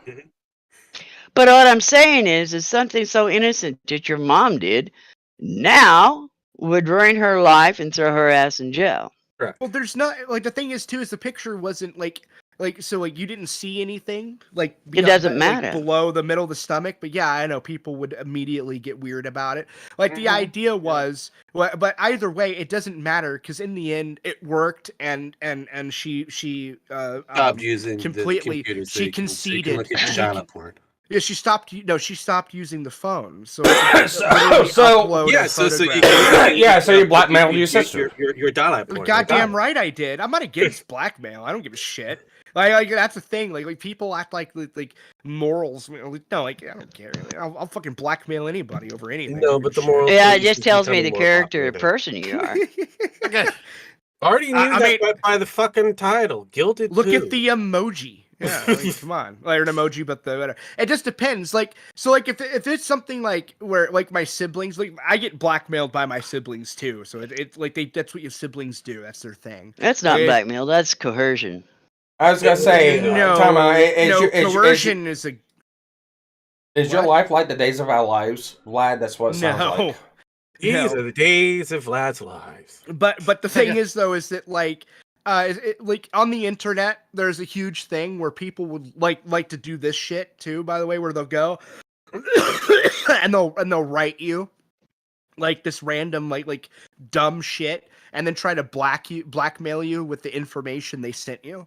I did like the Freudian slip there, black. What? I did like the Freudian slip there, black. You got a hairball there, caught son. Dude, I'm sick. He's sick. He's as sick as one piece of shit could be. But the point is, though, is that like that kind of thing, I think is screwed up. But at the end of the day, whenever it comes to like internet shit, all right, like if somebody tried, like, God, what was his name? This guy, Trashfire, tried to start like a big thing with me, like a whole fucking set of drama by basically dragging my child into drama needlessly.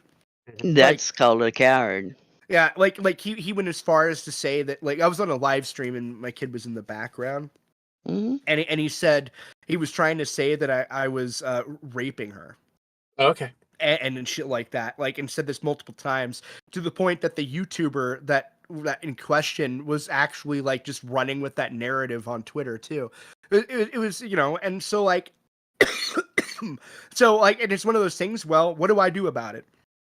Well, I blackmailed him. Well, actually, I did more than blackmail him. I threatened to go to his house and fucking shoot him in the head and slit his wife's throat.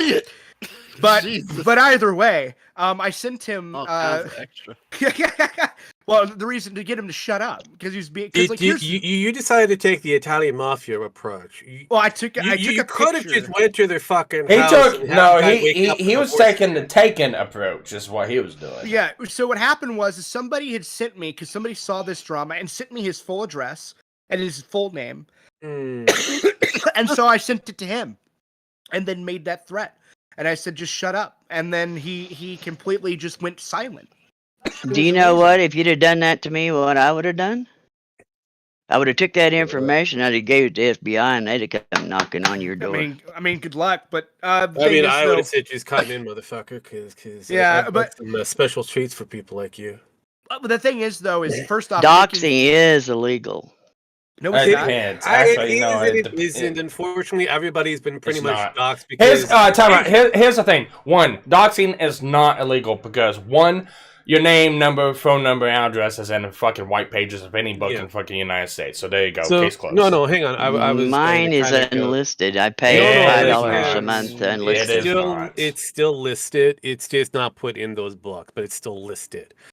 Unfortunately, when we have allowed ourselves to be doxxed the moment that we gave up our ability to keep our information anonymous, which was the biggest thing in my generation to not do, was give out all this information. And now we're just giving out freely. Facebook, we have to give out all of our information. Well, okay. For that one. Okay, throw the doxing out the side. Yeah. But he did threaten to come and shoot the guy and slit his wife's throat. That is a verbal threat. That right there could have got his ass in trouble. But it's not illegal to threaten. Maybe. I mean, really? That's called battery. Actually, it's not. No, unless he acts upon it, the police are not going to do anything. There has to be an imminent threat. And if he's at one point in the country and he's at the other point in the country, there's no imminent threat. So, that shit's already been done. Yeah. The guy lived in southern Canada, all right? Wow, southern Canada. Yeah. So like there is the thing is it would have been a hefty plane ticket. Now, here's the thing. If I had made that threat and then had purchased a plane ticket and the police saw that I purchased a plane ticket, then what Sparky just said would come into play. Yes. Well, if you're going to use the Justice Department that we have now, people who are caught on Discord and YouTube and Facebook saying they were going to go to January 6th, but never bought a ticket, never left their home, got a visit from the FBI because they verbally said they were going. So you want to tell me again that they might not come knock on your fucking door? Your FBI is politically motivated. They've already came to that conclusion during every fucking event for January 6th. Every fucking meeting. No, they've always said that they have a degree of political motivation. Time out. No, this is the point in the stream. I'm going to trigger the fuck out of my mother. Oh, goody. Oh, no. So, I looked up your name in right pages. Okay.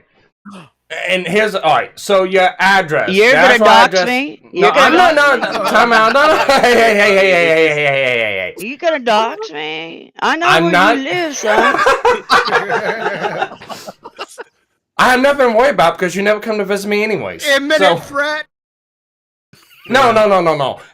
That's not that. This is not the triggering point. So she's right. Her address is not on there, but the mailing address is, the town location, 2 phone numbers, and it lists our relatives. You want to know who they say one of your relatives is? Probably not. Take a wild guess. I have no clue. Jamie. Well, if they go by that information, I'm totally safe. But the thing is, Boogie had a guy on the internet live. Hold on, live for years, or not for years, for weeks, saying he was going to go to Boogie's house and all that shit. And guess what he did? Guess what the FBI did? Nothing. Boogie. The only reason why Boogie got an introduction. Look at your phone. It was the fact that they shot a fucking gun. No, not Boogie in trouble. I mean, the other guy didn't get in trouble. No, I don't care about the other guy. The other guy was never going to get in trouble. No, I know. What I'm talking about is if the idea of threatening to come to somebody's home was enough to get in trouble, that guy would have went to prison, but he didn't. No. And this is the reason of why I said before, after that your FBI currently is politically motivated. Yeah. Very politically motivated. If the guy was said, did he say he was going to do any kind of harm to Boogie? Oh God, I don't remember because I don't think he did, because he says I'm going to come to your house. He did, because Boogie actually got a gun for that. Oh no, didn't he say he was going to kick his ass? Yes. Is that it? Yeah, on camera. Yeah, I was a kick your ass IRL. Yeah, that shit. Yeah. Yeah. Okay. Did Boogie say try it? He did. Yeah. Then he invited also- them. Yeah. Technically, yeah. I know, but still, like the point I'm getting at is that like if the mere act of him saying that in a vacuum was enough to get you in trouble, then he would have been in trouble long before Boogie even had a chance to respond. Yeah, that's what I mean. Boogie got Boogie got an aggravated assault charge. He got it. Yeah, because if he should have gotten in a lot more trouble than that. Like, dude, like I got so fucking angry over that shit because people are like, yeah, like the same people that like that hate on guns or whatever. We're all like, I don't see the big deal with just shooting a gun in a public area randomly without even looking at where you're firing. That's fine. Like, I don't see the big deal. Yeah, dude, people actually said that. Yes. Yeah. No, those are the people that shouldn't be anywhere near one. They don't. They're the anti-gun people that have no clue what they're talking. These are the same people that said Alec Baldwin didn't do it on purpose. It was an accident. That never shot a single action revolver in their life and have no idea how they work. Mm-hmm. It doesn't matter. He still pulled the trigger. Well, it is questionable. And then lied about it. Well, he lied. No. Yes. He had to pull the trigger. The only way that gun would have went off at all is if either A, he pulled the hammer all the way back and pulled the trigger, or B, if there was some mechanical malfunction. But if there was a mechanical malfunction in the gun, then there's a better chance that the gun just wouldn't fire at all. So like it's one of those things where his whole story was bullshit. Well, on some of them older guns, you can pull the hammer back, and if you don't have it locked, it will come forward. Well, okay, no. So those are the older double act. This is a single action. If you pull it just a hair back, it will go forward, but it's not going to actually have any pressure to it. But well, there you go. It's not the year that movie is based on, it should have been the double action. Yes. So he was using the wrong prop for the wrong time era of the movie. So it's his fault still. Yeah, but it was, as I said, it was a single action revolver. Like he had to, if you pull that gun, that trigger or that hammer back one to the click. When it clicks once, you still can't fire. That's actually safe. It's half cock. It's not going to do anything. Like it was mind blowing to me how many people did not understand how this. Like one of the first things I've ever shot when I was a kid was a single action revolver. What I loved was Rob Snyder sitting out here calling his fucking ass out with the exact same gun and showing exactly how it was. Yeah, that was funny. Exactly. Oh, it is. It's hilarious, dude. The internet came together to debunk a singular claim from a singular idiot. Well, yeah, but, to be honest, let's be downright bare butt honest about it. He is an avid against anybody owning a gun, Mr. What's his fucking face? Yep. I don't even like to even say his name. Yeah, but he owns so one. He shouldn't even have been pretending to play with a gun in a movie in the first place if he hates guns that much. Yep. Well, here's the funny thing is he hates guns that much, but he actually in New York City he got his concealed carry permit, and he has a felony. And was able to get he hates guns that much, but most of his career in the movies that he played, there's always been a gun in it. Do you want to know why? Because he's not against guns. He's against plebs having guns.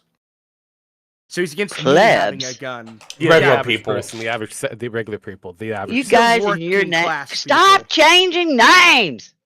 What? It's. I hate fuckers that change names on everything.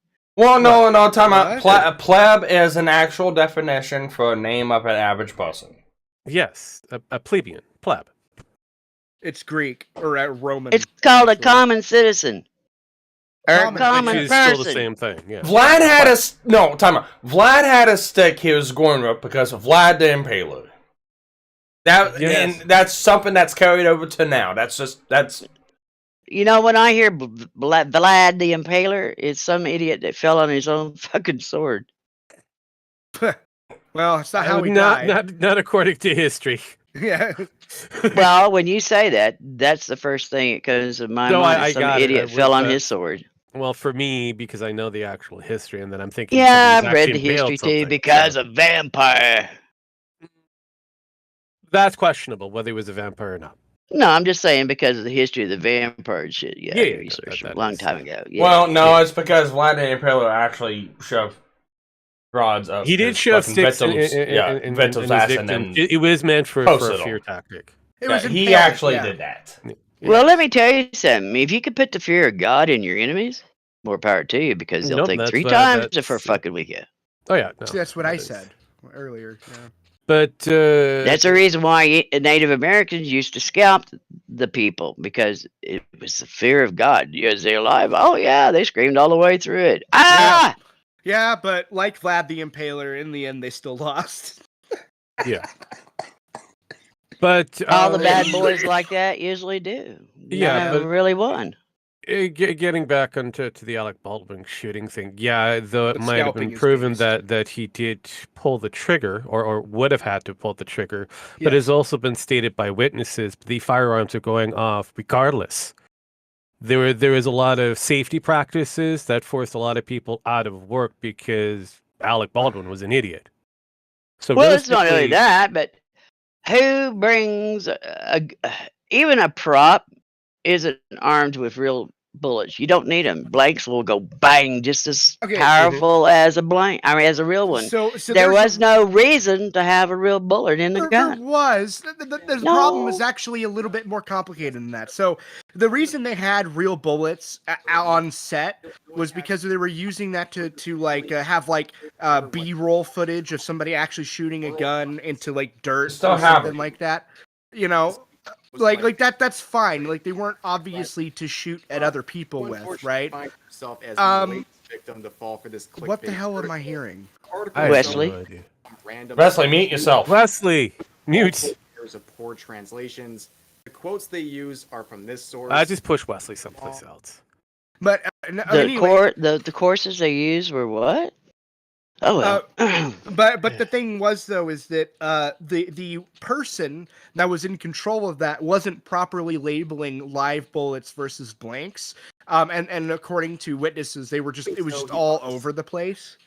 And so in the end, it was a mixture of people's fault. The whole failure wasn't just Alec Baldwin. Like there's a whole pipeline. No, there is actually it's one person. When that person handed that gun to Alex, they told him that it was an empty gun. What Alex should have done was break that barrel open to make sure it was fucking empty, and he didn't do it. So he violated and flunked the first guy. Yeah, no. So basically, it is a failure on all 3 members. The person who's supposed to be handling the weapons and that. So he failed heavily on that one. Gun tool. Yeah, and then I forget the name they have for him. Armor. There you go. Yeah, the armor. Well, basically, but still, anybody, even if I handed a gun to Sparky, the first thing, even though I said it was unloaded, first thing he would do would check to make sure that it is unloaded. That's the first rule they drive in your in your head when you go to gun safety school, is to make sure that any gun you pick up is unloaded, his safety's on, and it's ready to be loaded. So when they handed him that gun, he shouldn't have been a dumbass and took their word for it. He should have broken it apart and looked himself. Correct. I mean, that's what I'm saying, though, is that there's a whole, before you even get to him, which him included, but there's a couple other line people that are involved. It was a perfect storm of fucked up failures. Yeah. And that's kind of like the problem. And in fact, the armorer, whenever she was initially interviewed, I don't know if you saw this, her first concern, by the way, was her job. First thing that came out of her mouth was about whether or not she'd be able to find get work on another set. She didn't care about anything else. That was her initial reaction. Well, let me put it to you this way: on interviews and stuff like that, I have, from the last 4 or 5 years, learned to not take too much stock in it, because when somebody interviews you, the interview they do with you may be an hour and a half, 2 hours long, but all they use is 15 minutes of that. True. So did they take what she said out of context to make it sound like she was just an idiot worried about her job? No, she is an idiot that needs that job because she got the job because of her dad. So I would say that might have been done to make her look bad if it weren't for the fact that the media took that footage to make her look good. Right? That's how they were trying to spin that clip. And the problem there is that it didn't make her look good, and they were just coping. Yeah. Well, at the end of the day, the way I look at it is they all should lose their jobs and go to jail because Alma did a lot of malpractice and didn't follow protocol. And Alex Baldwin was just an idiot. The bottom line she made up protocol. The bottom line is whoever had the gun last to pull the trigger that sent the bullet into the lady should face the full consequences. He cannot blame the armory. He cannot blame the stuntsman. He cannot blame anybody but himself because he forgot the first he is going to be facing charges. Well, here's the thing. All right, so here's the thing. And this is something that Del Brooks is trying to do. Del Brooks is trying to say he ended up killing 6 people, injuring 60 others because he was under duress. Somebody was forcing him to. It doesn't matter if it was duress. It doesn't matter if it was negligence. You are still responsible for this. A guy named Del Brooks. He's the guy who ran through the Christmas parade last year with SUV. No, he wasn't under duress. He was just being a jackass. That's the defense he's using right now. What I'm saying is, regardless or not, even if you were forced or it was negligence. Who forced him? I'm not. That's not the conversation I'm getting to. The point is, it doesn't matter if it was force or if it was negligence. The person who committed an act is still the one responsible. So, regardless or not, if it was Aldrin's fault or not, he had the gun. He pulled the trigger. He shot someone. He killed someone. It's his fault. End of story. Yeah, and the only way that what you're saying would ever possibly hold truth that you were forced by whatever is you remember, was it 2-3 years ago, there was a guy in, I think it was New York, or a girl, delivery guy, and he had a thing around his neck that had explosive on it. He was supposed to walk into this bank so they could set it off, and they caught him before he got in there, and he was on his knees. He didn't have the key to that thing around his neck. Whoever put that around his neck had it. It was forcing him to go in there so he could blow the bank up. He was being forced to do it, but he didn't hit the trigger. The one hitting well, he the didn't trigger. have no control over the trigger. The one, yeah. He had no control over it. What the point is if he was the one that walked in there and he had the trigger, that's different. Right, but he didn't. Yeah, but here's the greater thing. Hannah Reed is the one that made that trigger possible and was handed off to Alec Baldwin, who pulled that trigger. Both of them are guilty for this because Hannah Reed, this is her second fucking job as the head armorer. She should face it too. But I'm saying the one that should have more charges on his ass is him. Yeah. No. Again, these two are accountable. Worse for Alec Baldwin is not only he is the actor, but he's also a producer for the production. Usually the people for the list of who's in fucking trouble, if you have something like a fatal shooting, you go armorer, actor, director, and or producer. No, I agree, though. Those are the people that you have to look at and kind of go, who's caused us the problem? Well, what I would like to know is what the person that he shot, Baldwin shot. I would like to know if there had been a heated discussion between him and her at some time during that filming of that movie. No, wasn't she the assistant director? No, she was the She was a major cinematographer. They're bestest of friends. They had no problems. They went to each other's houses. They hang out with each other's families. Pretty sure he hired her because it was a favor and she was doing it for him. Yeah, I was pretty sure she was the director of photography. Yeah, she was the director of photography. And I'm saying was because, well, she's no longer around. So, and she was doing it for pittance. So, it comes back down to the gun and the gun itself. The complaints and the complaints were made by the people that walked off the fucking set. The issue that Alec Baldwin had to hire,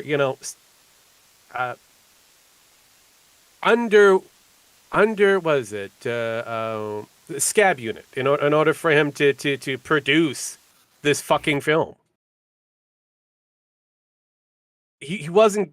He didn't like the factor that IATSE decided that they were being overruled and the guild was being forced in a walkout. So he had to hire people that were underskilled to continue this project. He hired this Hannah, who's never had a really good skill set, and she's fucked up on a previous film before and almost killed somebody there as a head armor. And, it's all about, the diversity hire. So he wanted to make sure that he had women behind the scenes. And this is where we got. This is how we get to where we are now. We got Alec Baldwin, who decided to do a diversity hire, went very cheap because it was his money that was on the line on this one. He was the producer and the main actor for this stupid film. And here we are. All right, sorry. Now here, I'm going to bring out my tinfoil hat, right? Mm-hmm. Her and Baldwin, yes, we're friends. I won't say close friends, but friends. Mm-hmm. But do you know that the woman was actually working on a documentary to be released in the end of this year or next year, after this Rust movie or whatever you want to call it was done? Yeah. Okay. She had a documentary to be released. Yeah. And it was about pedophilia. He knew about it. The documentary of the Hollywood pedophile rings. Yeah, he knew about it. Yeah. She was already blacklisted before that thing was being even launched. Yeah. It has nothing to do with that. He wasn't assigned or told to take her out? No. You sure? It was he created an independent film industry for this particular project. He is blacklisted in Hollywood. He cannot get a job. Okay. So he created his own shit. This is where we're at now. His studio fucked up royally.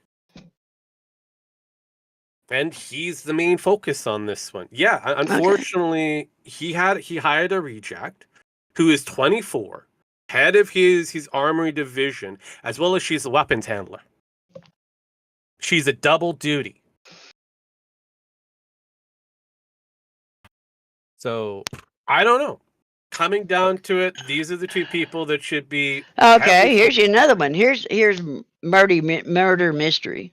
Maybe the girl, the armory girl, you said her father worked in movies for a long time, right? He did. Maybe her father was a pedophilia, and she left the gun armed because she knew beyond a shadow of a doubt he was going to point it at the girl and pull the trigger. That is very high. Again, that's why I said those two people I should be looking at heavily. Yeah. Because scrutinizing on Alec Baldwin, that's basically what we're doing here. Scrutinizing on him because he's a complete ass and he's pretty much destroyed his own career within Hollywood. It means nothing to me. You come back down to, you look at the actual history of the people who he hired, you kind of go, okay, he hired an armorer who has no skill set. And the only skill set she has is because of her dad.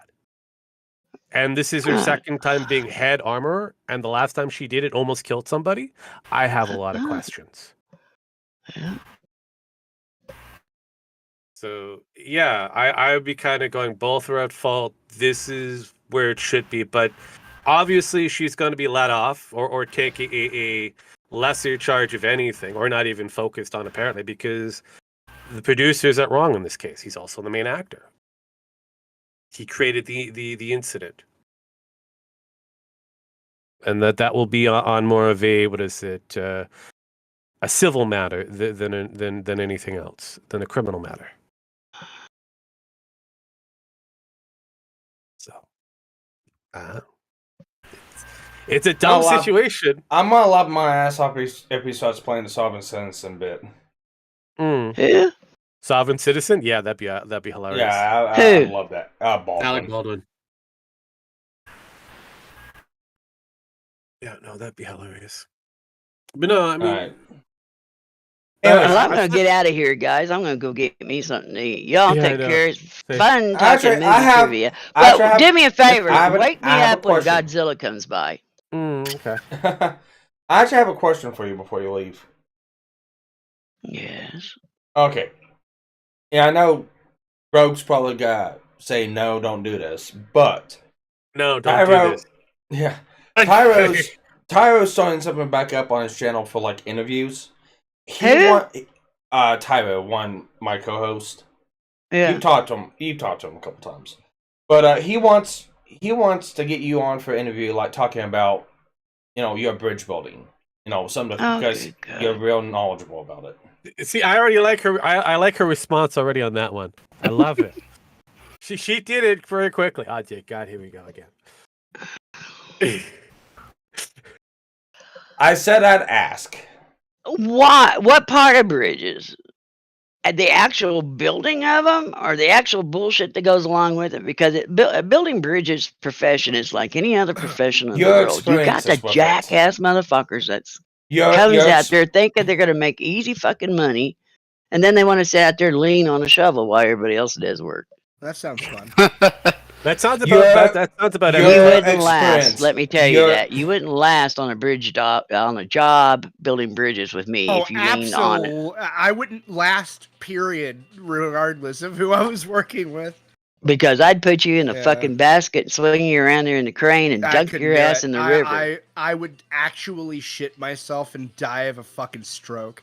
All right, I can't handle heights worth of shit. How far did you fall on your back? What? Didn't you get knocked off and fall on your back? I can't remember. Basically, he's trying to... That was my knee. I fell down. The bank gave away, and we fell 20 foot down. Landed with all my weight on my left knee. Fuck that. Jesus. I walked away from it. Well, hobbled away from it. Hobbled, yeah. Dad got hit with a 20-pound wrecking ball in the shoulder. 20 pound? No, 300 pound. 300 pound? All right. 300 and pound it wasn't ball. that I was in the way, is that the headache ball was heading to somebody about head high. And I was afraid that if I hollered, they'd stop. And when I seen that they wasn't going to move, I ran up there and pushed them. And when I pushed them, they went flying away from it, and I stopped. Yeah, it usually happens. Yeah, and got hit in the shoulder with a headache ball. But if I hadn't have, they would have been dead. So, I mean, there are some really weird stories that you can have with any form of industry, but you have to pretty much, if you're going to do the interview portion, you have to have a reason of why you're doing it. Yeah, you want to know how concrete's mixed? Do you want to know how much steel we tie in there? He wants to know your experiences on the job and how, for being, a woman, how did that come about affecting the job? What? Wow. He came to the wrong Bullshit are we talking about here? That he came to the right. No. Time out. No. It's because it's bridge building. This is back in the 80s and 90s. He still came to the wrong person, because I was not your typical female that went out there and expected the company and the workers to back off of what they were doing. That's why he wants. That's why he wants to interview, because he knows your stance on the whole deal. Who? Tyro. Oh, I didn't know who you were talking about. Tyro. Okay. Well, no, Tyro. God, I wouldn't. Why would you? No, don't go. Don't be interviewed by Tyro, please. That sounds horrible. Tell him to send me a list of questions. Oh, look. During the time from, let's say, the 80s, and that women in construction was, though somewhat normal or normalized, it wasn't really a major focus for them to There was no women during the years that I built bridges. There was like 2 women in the United States. It was roughly less than about 10% that were in construction for women. Women? No, women. Wait. Now, women were into construction, into building high-rises and houses. Building bridges? No, then that's was where less. Yes, where again, construction in general, and if you specialize. I built bridges for 20 years. Oh, I know of 3 women in that 20 years. Yeah. And I've been in every 50 states. Or no, I'd take it back. I was in 46 of them. I haven't been to Hawaii, Alaska, Maine, but again, or Florida. when you specialize, you're going to get a smaller percentile, less than 1%, or not 0.00 or whatever it is. And that's basically, but again, within construction, you had about 10% of the women in construction. That's just in United States. Same thing happens in Canada. We have the same kind of thing. Not everybody. They must have been like the unicorn because I've built lots of bridges in lots of places with different contractors, and like I said, like 3 or 4 was all that I ever seen that lasted more than 6 weeks. Yep. No, and that's normal. That's a standard. That's not everybody's cut out for it. Well, not every man is cut out for that. Now, being a flag girl, I'll tell you, being a flag girl, sitting there holding a flag girls, absolutely. Yeah. Tying steel and pouring concrete and smoothing concrete and finishing concrete. That has the stop, the slow, the red flags, those things. The flag. Oh. Yeah, no, I, in all seriousness, would not want anything to do with high-rise construction or bridges or any of that. Like, anything where my first thought is, I need to buy a parachute. No, fuck that. I am actually, like, obscenely afraid of heights to an extreme. No, and that comes back down to the original argument that I'm making here. Not everybody's cut out for that particular job. Absolutely. That's what I'm supporting, yeah. So, I'm saying that, I'm like one of those guys that would just be like, fuck you, fuck that, I'm out. So... And again, not everybody's going to be within the oil industry, but I do know a few women who work in the oil industry that actually do the rigging into that. Yeah. And not a lot of them. They're like a unicorn. They're another unicorn. But what I'm saying is that they got more it may say 10%, but I think they padded them books. And when there was the most women out there employed is when they took their numbers. They didn't wait the 3 or 4 weeks till them saying, no, this is too rough and I quit. No, but 10% is a good low average because if you actually look the actual population and you divide, you're going to get somewhere 10% and less. Yeah, but what I'm saying is that they took the highest number because. No, of course they would take the highest number. Because 20 years of building bridges in a lot of states, and I was mainly the bridge construction. We had subcontractors who were the dirt and the asphalt and different things, and just having them come in, I worked some for pretty big construction company. I think we had 7,000 or 8,000 employees for the company I worked for, and I was the only girl on bridges. Now on the asphalt part of it, they had a couple of girls run the rollers, and in the concrete plant, they had one of the girls as a concrete cement controller tester. She tested cement and stuff. But as far as being out there ass deep in mud or knee deep in concrete with a rake, raking that shit down, or tying steel, carrying and tying steel, and walking the beams and setting beams. No, there was none. No, when it comes back down to the specialization of each job within construction, then you get a different percentage, and that's why I said construction as it generalized, you get roughly about 10%, but as you go further into the individual areas, you get a different ratio. Well, women rule healthcare. That's where a lot of women are probably education and healthcare. Yeah. But the thing is, and they ruined healthcare. Honestly, I have never seen when I worked in healthcare, I've seen entitled women before, right? Mm-hmm. But I'd never seen entitled women like the ones that work in healthcare. Well, not all of. See, there you go with that big giant broad brush. No, this isn't just a big brush. I got a fucking giant roller. Okay, I don't give a shit. What he's doing then is he's throwing the paint in the air and hitting everybody. I know, and that's wrong because that makes him just as guilty as the people he's bitching about. No. I actually did my job. Yes, you are. You're guilty as the people you're accusing because you're a little mini-scope, little maggot over here, and you're projecting your little inferiority complex on everybody else, and you missed the whole thing by the whole side of the barn. Right. But no, the problem is that... Shut it. Get in the corner. Put the hat on. Shut up. Nobody wants to hear. Nobody wants to hear that you got your little golden feelings hurt. Go over there. If you feel so inferior, okay, I got it. You don't like the attention. Go over in the corner and turn your back to us. What are you talking about? Well, this is a degree of attention. He is an attention whore.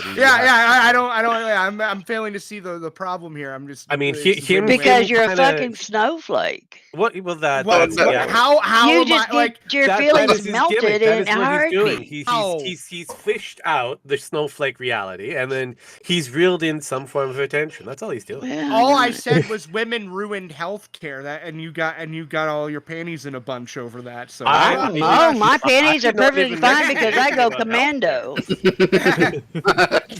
But fair enough. But no, like the thing is though, is that no, like you're just full of shit. He is that, I believe. And you don't even have to eat. I'm not full of shit. I am shit. Okay, there's a difference. I eat the shit. Okay, you are what you eat. No shit, Sherlock. No shit, Sherlock. Just spread the bullshit because that's all you can do is try to put people in the dark and feed them your bullshit, and they're not buying it. Suck it up, Buttercup. You're all hat, no cattle. Go work in healthcare. See what happens. Oh, I've dealt with healthcare. I've had nurses. I've had little male interns. I've had doctors. I would say if there was 70% of the women in healthcare, I would say that 35% fit in the category that you're trying to bamboozle there. But there are some good old-fashioned nurses there that just wants to help people and make them feel better. A great example of that would be my. Then you contradicted your fucking self. Shut up. But women still ruin healthcare. Why? There's more male doctors than there are female doctors. There's more male doctors than there are female nurses. Yes. Maybe the doctors were in the whole fucking thing and they were male. Don't even get me started on doctors. But the thing is, though, is that you're sexist. It's the female male thing. Did a girl tell you that your little dick was about the size of a Vienna sausage? I mean, hold on. First off, I have a micro penis. Number one. Number two. More importantly than that, okay. More importantly than that, God bless your soul, sweetheart. I also said just earlier, like, don't get me started on doctors because they're even worse. But the point I was getting at was that it was mostly the women in healthcare, which make up primarily, nurses, aides, nurse assistants. That's literally a stat. Okay. Again, it's varied on the actual statistic. You're looking at about what 76% of women in health and any form of hospital employees, and then you kind of go from that. If you got at 77% who were doctors. Then you go about 88% that are considered home health workers. So you have, again, if you look at the entire scope of one area, and then you kind of give your little microcosms of each one, you'll get different statistics.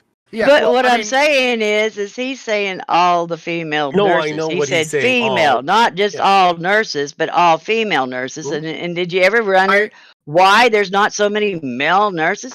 Because most men will not clean up anybody else's shit, let alone their shit. True.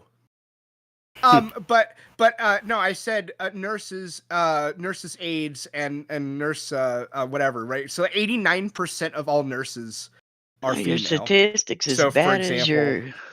I just read it. I looked it up. Yeah, no, he is correct on that one. If you look at the entire. It depends on what article. I could look up 17 articles and they'd all have a different percentage. Yeah, but I mean, sure, but it's we'll just say somewhere about, again, we'll do the 80-20 ratio. 80%. But what he's saying is they have ruined the healthcare system. All women nurses have ruined the healthcare system. Yeah, the healthcare system was ruined before even the nurses got there to touch it. There you go. And what was it ruined by? The board of directors who run the fucking hospital, the director of the hospital, the owner of the hospital, and the government, which is feeding them Medicare that the hospital has to do what the government tells them to, or they won't be paid. Fuck the hospital up, not the people itself. Yeah, every person that's going into a hospital is a number, and how much of an income that's coming in. So if you're looking at low-income individuals or middle-income individuals, they're pretty much expunged. You bring them in, you do a bit of triage, you send them out. If perchance they're considered a high or an extra, like a very large set of income coming in, then you're going to be able to give them the best form of treatment that money can buy. And this is where we're at the moment when it comes down to hospitals or the hospital systems. If before, where they would take you in and cure you of your disease or make you better, now they just treat the symptoms and hope you come back next week. Pretty much. And the nurses basically do nothing. Yeah. Well, again, they're pretty much ordered to do nothing. They actually do more shit than you do, Vad. Oh, dude. Oh, well, probably. But the thing is like, but I quit that field. Yeah, because of the women that I was working with. I would actually boycott ever going to a fucking hospital or anything that had you working there. Yeah, but you as a male nurse, Vlad, would have never have gone up in the system, period. 1, because you have a penis. 2, you're not gay. I was told that to my face, yeah. 3, he can't handle shit and piss and puke. It's only 2 things. 1, he's got a penis, and 2, he isn't gay. If he was gay and had a penis, he'd be going up in the system. This is my point. Like, if you have a field that's made up particularly of one thing, like doctors, for instance, like female doctors are going to get as high. There are male doctors. Male doctors specialize. Women don't. Oh, yes. Okay, cool. Wow, I thought it was the other way around. No, it isn't. There's more specialized doctors. See, that's what you get for thinking there, short stack. Okay, hold on. What I thought was a compliment. All right, like comparatively, like the other way around is bad. I will say it again. That's what you get for thinking, short stack. I mean, I guess I should have thought less of women. You're right. You do. So you're absolutely correct. You do. To me, you're a male chauvinist. I should have thought less. You're a male chauvinist. You're a sexist. Chauvinist. Yes, you are. Sexist. You have hammered on women 3 different times in this damn chat since I've been here, and I'll let you skate the first 2. The third one, no. What was the first 3? Let's see. What was it? 2. Hell, I can't remember now because I just let him skate.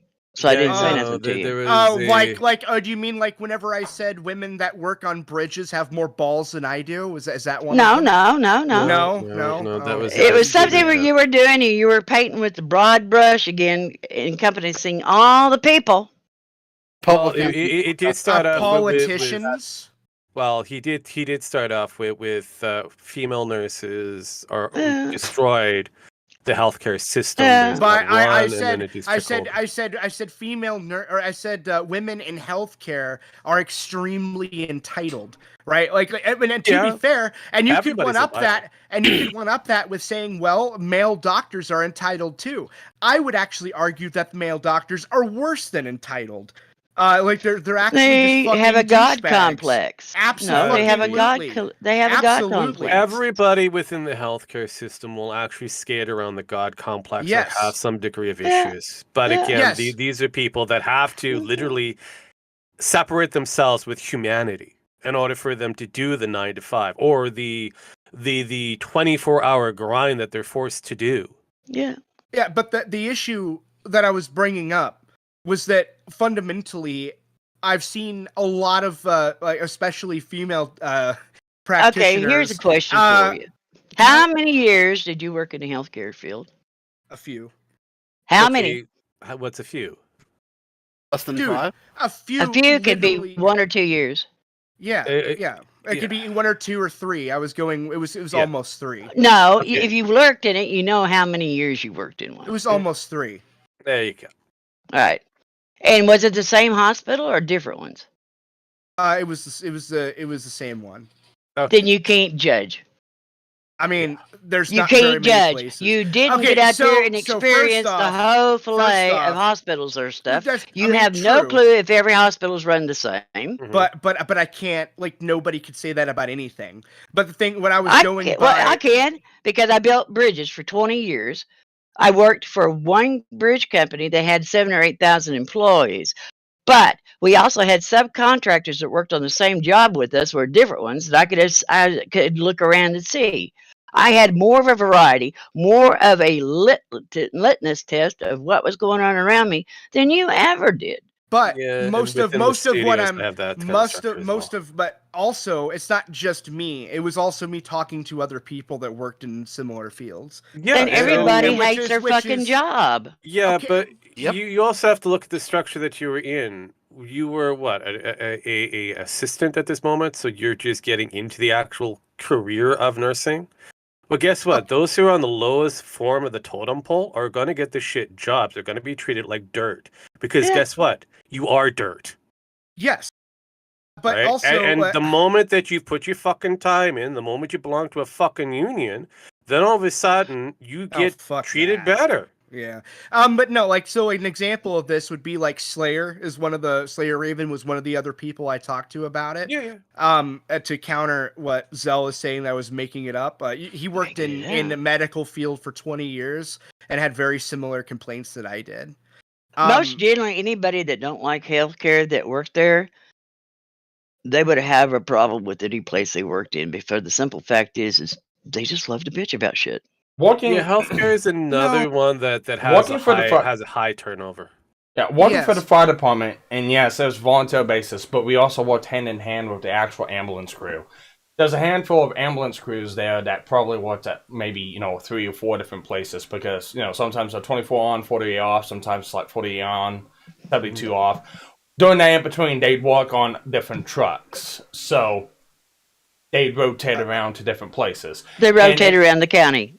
Yeah, so a lot of complaints that they had, and I know nursing and then EMT paramedics, they're completely 2 different fields. A lot of paramedics and EMTs actually work their way up from nursing to get to that point.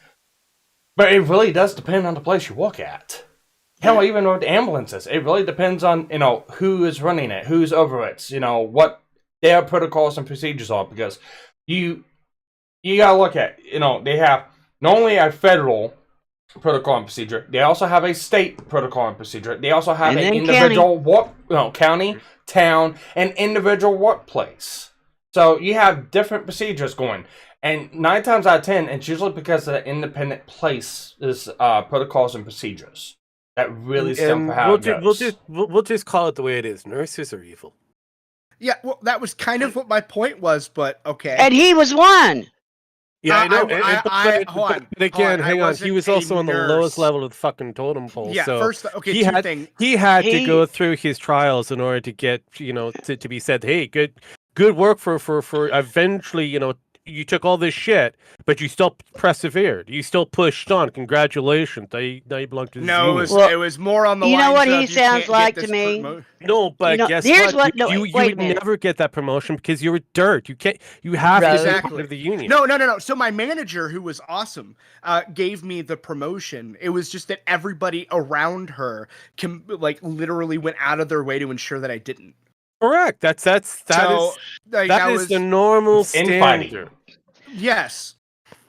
He reminds me of somebody that would go to that don't know how to cook, don't know the first thing about cooking, but he would go and hire on with McDonald's expecting to have the top job.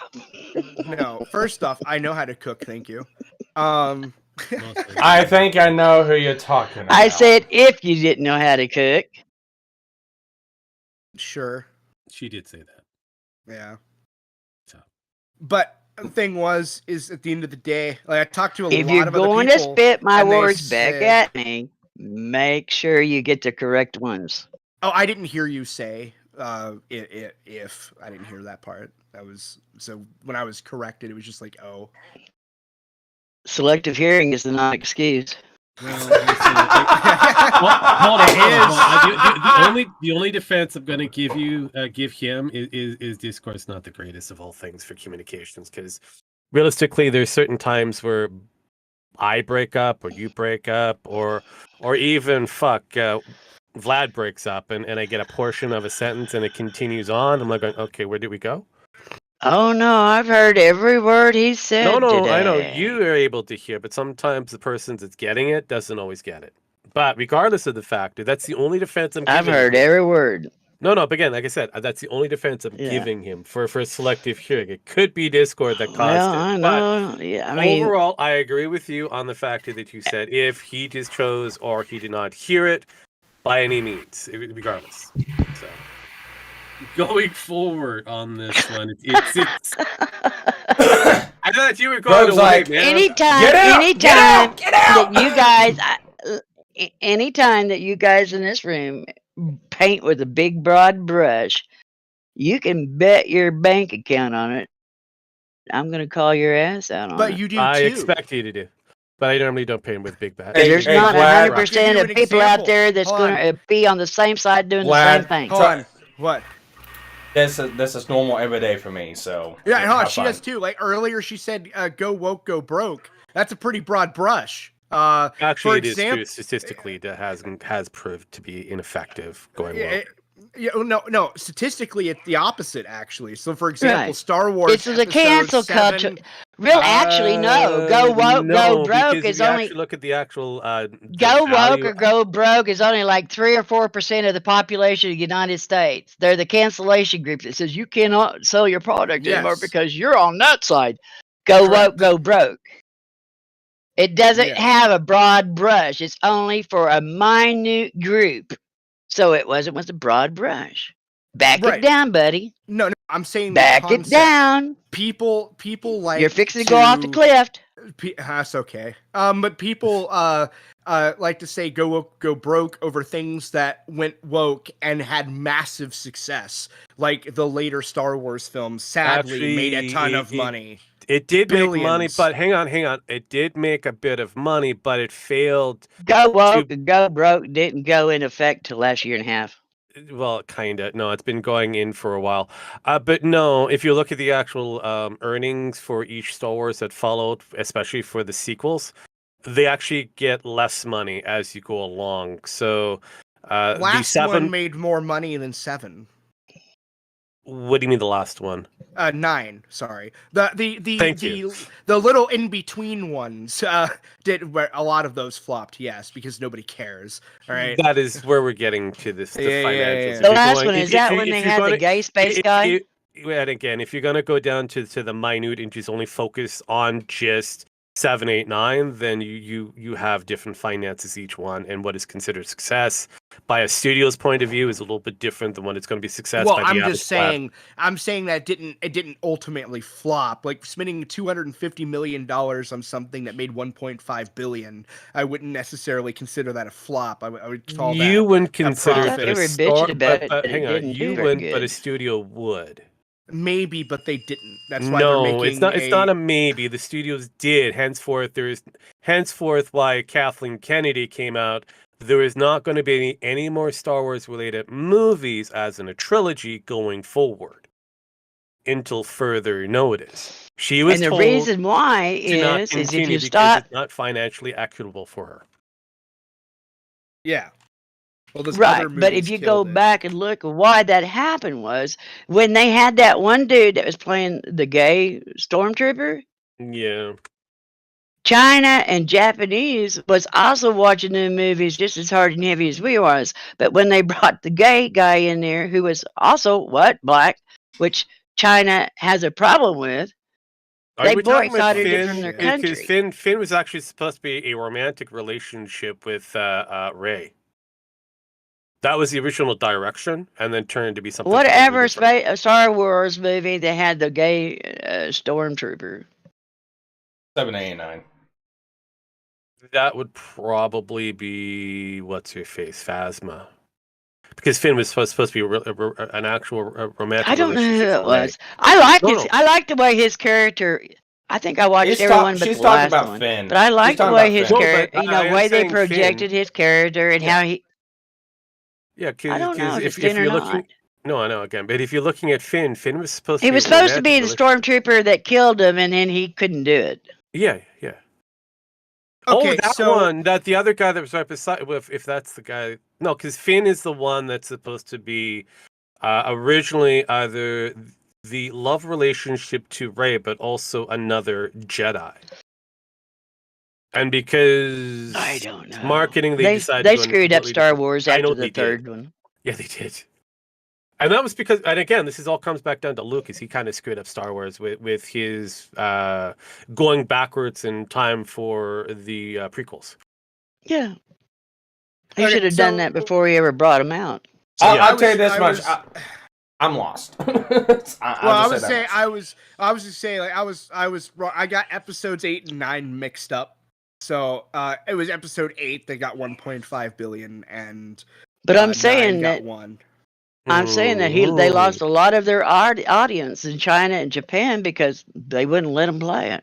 At the end of the day, this is where I look at the Go Broke thing. It is a very, very minute thing that happens to some things, like Velma and Cowboy Bebop.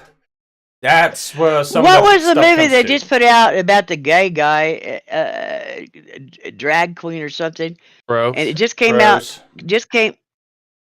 What? There was Bros that just came out. Okay, and the guy's blaming all us on being homophobes or whatever. Yeah, it was I homophobic. watched a trailer of it, and it wasn't any. There was no storyline to it. It's like, why would I spend money to watch a it was supposed freaking to be stupid movie? again. It was supposed to be like a gay rom-com, but Exactly. here's the problem. This is something that I don't think. Gay-com. Well, again, what most don't understand, statistically speaking, the group that actually watch rom-coms, generally speaking, which is a high population, is women, and not a lot of gay men. Not a lot of gay men are interested in rom-com. I don't Well, know, men but in I'm just general saying are, that it's yeah. they kill their own self. I mean, it's They like do. Starbucks. They go one way until it affects them, and then they go back the other way, and it costs them, I don't know, a couple of $1 billion. But and then there's I forget who else, Bank of America. Mm-hmm. And they were going woke and was standing up against people with guns and all that stuff. Come to find out, 98% of their customers own a gun. It's Yeah. like, oh well, shit. We can't just kill them off and keep the 2%. We'll go bankrupt. Okay. That's the reason why I say go woke, go broke. It's like the NFL allowing the guys to take a knee during the national anthem. And it's like I said, you guys, you got more rednecks and more conservatives watching your NFL football than you do Democrats and liberals, because we can afford to go there and stay in the stands and afford all the booze and shit. And the other side can't, because they don't accept food stamps for admission tickets. Yeah, I'll say this much with the whole deal. I'll agree with the whole go woke, go broke thing. Whenever the artists, the creators, the writers, and the actors start attacking the fan base because fan base doesn't like the direction it's going. I'll agree with that concept when it comes to that. But just because it's they are, that's the problem. They are. If you look at the actual data, the revenue data for, again, Star Wars Episode 7 and comparative to Episode 8 or Episode 9, just on the millions of dollars, when it comes down to just continental United States or the American market in general, we're going to exclude the world global market. So we're looking at maybe United States and Canada for this, all right? So for Episode 7, for Force Awakens, it earned just under $1 billion. 7?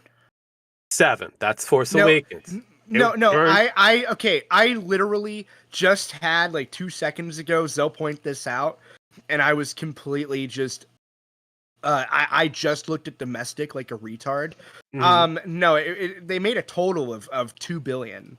Well, again, internationally, yes. I'm just looking at just at the domestic level here. He didn't say internationally combined. Oh, you said domestic. Sorry, I didn't hear that. My bad. Thank you. I excluded the global. He said I said only Canada in the United States. Just in the United States and North America. Okay. I'm saying Canada and the United States. These numbers there, it made less than $1 billion. You go to Star Wars: The Last Jedi, and this is where the movie industry looks at. They don't care about the international numbers unless they're going to sell overseas. This is supposed to be sold in America and Canada. This is their mindset. So any woke politics are going to be here and only here. So Force Awakens, under $1 billion. Last Jedi, 620 million. There's a big difference there, just on the domestic level. And then you go into The Rise of Skywalker, 515 million. Right. Of an earning. So that's a huge drop. So there's a significant drop within just our area. As for overseas, that's a completely different number, because you could be focusing on whatever market that you want. Because you go to China Star Wars, if they ever have it, looks different and sounds different than what we have here. Well, I guess you could ask, or you could say that, or make the argument that we don't actually know if the money stated for international includes after conversion. Correct, and that's where we kind of we suspect it is, because it has to be converted into American dollar, has to be converted into the greenback. So we assume that is correct, but it doesn't always compute that way, because again, as we all know, that currency changes in value. Right. So at one moment it's worth more than what it is, and the other moment it's worth less than what it is. So we have to take a standard of a dollar versus a dollar in some cases. So, but again, just going on the domestic level, I'm looking at the domestic earnings, looking at Star Wars for the sequel. It's not making a lot of money. But if we actually look at the versus the prequels, it made a lot more money. But again, now we have to go into what now? Dates. So now we have to change what the dollar value was in comparative to what it is now. And realistically, if we did that, the prequels make more money than the sequels for the conversion. I mean, so it's like, okay. Hell, the original makes more money than the sequels. Yep. You got a question in chat from Zell. Hell, even the original makes more money than reruns than the sequels. So what's the question? They don't care about the international market. Oh my god, the amateur economist in me is getting so fucking triggered. You're just dead wrong. No, I said yes. The international numbers do not care when it comes down to American market. They don't really worry about the international market. They focus on the international market if they're going to be selling there and only there. That is basically Hollywood. Basically, the international is just extra money, because if you look at Star Wars, it's based in America, only for America, and they distributed it out. So that's just extra income. Yeah. Really? That is... Yeah, they're not making the film to appeal to people in China or Japan or Russia or any place like that. They are doing creative edits to appeal in those markets. So, for example, if you have a gay kiss that happens in the North American market, it's not going to show up in Mexico. If it does, then you're going to lose a great deal of money out of there, because hey, they're strictly Catholics in that area. So a gay kiss is going to be kind of a faux pas. You take it to like someplace like Israel or Iran or whatever, that's going to be another change in the market for the actual film itself. So you'd have to go to each different location, globally speaking, to see what these people saw on screen. Women ruined the film industry. Oh, here we go again. Here's a good one. Top Gun. Tom Cruise. His jacket had South Korea or some emblem on it. And when that was going to be in Japan or China, they said he had to remove that emblem. They didn't want that on there, and they wouldn't be showing his movie over there if he had it on. And Tom Cruise says, it was in the original. It's going to be in this one. Get over it. I mean, the movie sucks anyway, so it's fine. I haven't watched it. I watched the first one a long time ago, but I haven't watched the new one. But my deal is you don't cancel something just because you have a problem with it. You get over it. You have a choice. Don't go see the fucking movie if you don't like the patch. True. And Zell, I did specify that if you look at the actual current dollars, compared to the inflation. The inflation, I did kind of lead to that. If you look at the inflationary dollars compared to those dollars earned there and then inflate them to the current dollars in the market now, you get different numbers into statistics. And realistically, like I said before, the best earnings will vary from place to place when it comes down to the value of that dollar. And problem is a lot of people put these numbers out there. One, they don't look at inflation, and two, they don't look at the domestic value or the international value currency. I look at all different values when it comes down to it, domestically speaking, and I try to keep it into, when it says domestic, we're looking at Canada, the United States. We're not including anybody else into that market. And we're going to see what is considered the legitimate movie, the actual true movie, the way how it is being produced and edited for market to be consumed for our area of industry. That's it.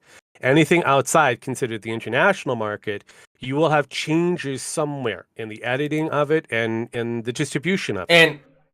And change subject a little bit. And this is what a lot of people don't realize and get. It's like, because I see this argument all the time on Facebook, and it's like, we need to go to like Sweden's example for money because they get paid this much an hour and a hamburger's this much, but yet when you do the conversion factors, it's like 3 times less over here, over there than it is over here.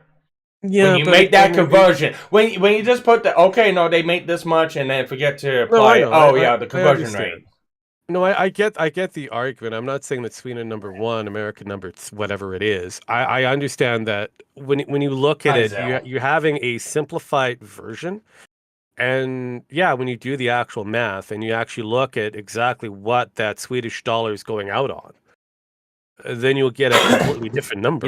Yeah, because one of the problems with the Star Wars franchise, and again, the numbers that they put out, I've got to question. Is like, okay, are they taking the account for today's dollar, or are they taking account for the standard for what it was back then to now? Because you got 3 different aspects you go on. Yeah, I know. Back in the 70s and 80s, back in the 90s, and then now. I'm using the current statistic that was released in January of this year, 2022.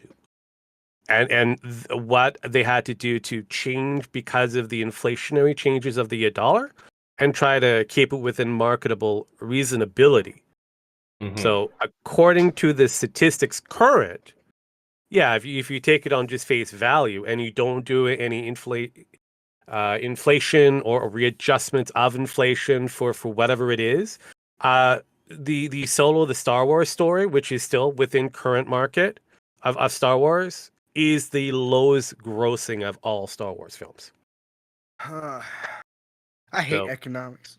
No, but again, that's just it is what it is. But this is why I don't discuss time out. And here's another thing too. Is that including like re-releases? Is that including like edits, or is that just including what came out of the theaters at the time? We're just looking at the box office revenue. So you're not attributing anything else other than what it was when it came out. You'd have to only focus on box office because that's the main target for their profit. Right. And they're not going to rely on DVD releases. For the DVD releases is just extra money, and it's not really introduced as this propped up the actual, to get a sequel. DVDs are seen more as merchandise than anything else. And that's why I say the merchandise is the most important in order for you to have the sequels or anything else, because that usually brings in the most secondary revenue for any of the Western market that we have when it comes down to entertainment. So when you take Star Wars as a clear example here, and you just go on the basis dollars and cents for movie box office revenue, the movie earnings in just Canada, the United States for this year, you get some really interesting numbers. You exclude the inflationary things in that, you still get some really interesting numbers. Force Awakens, yes, it is the number 1 Star Wars film in earnings just on 2022 value.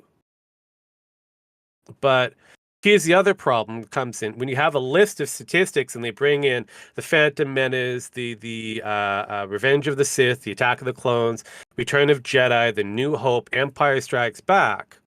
then you have completely separate different numbers there because you're taking those box office earnings from a bygone time frame and not changing it to bring it up to today's standards.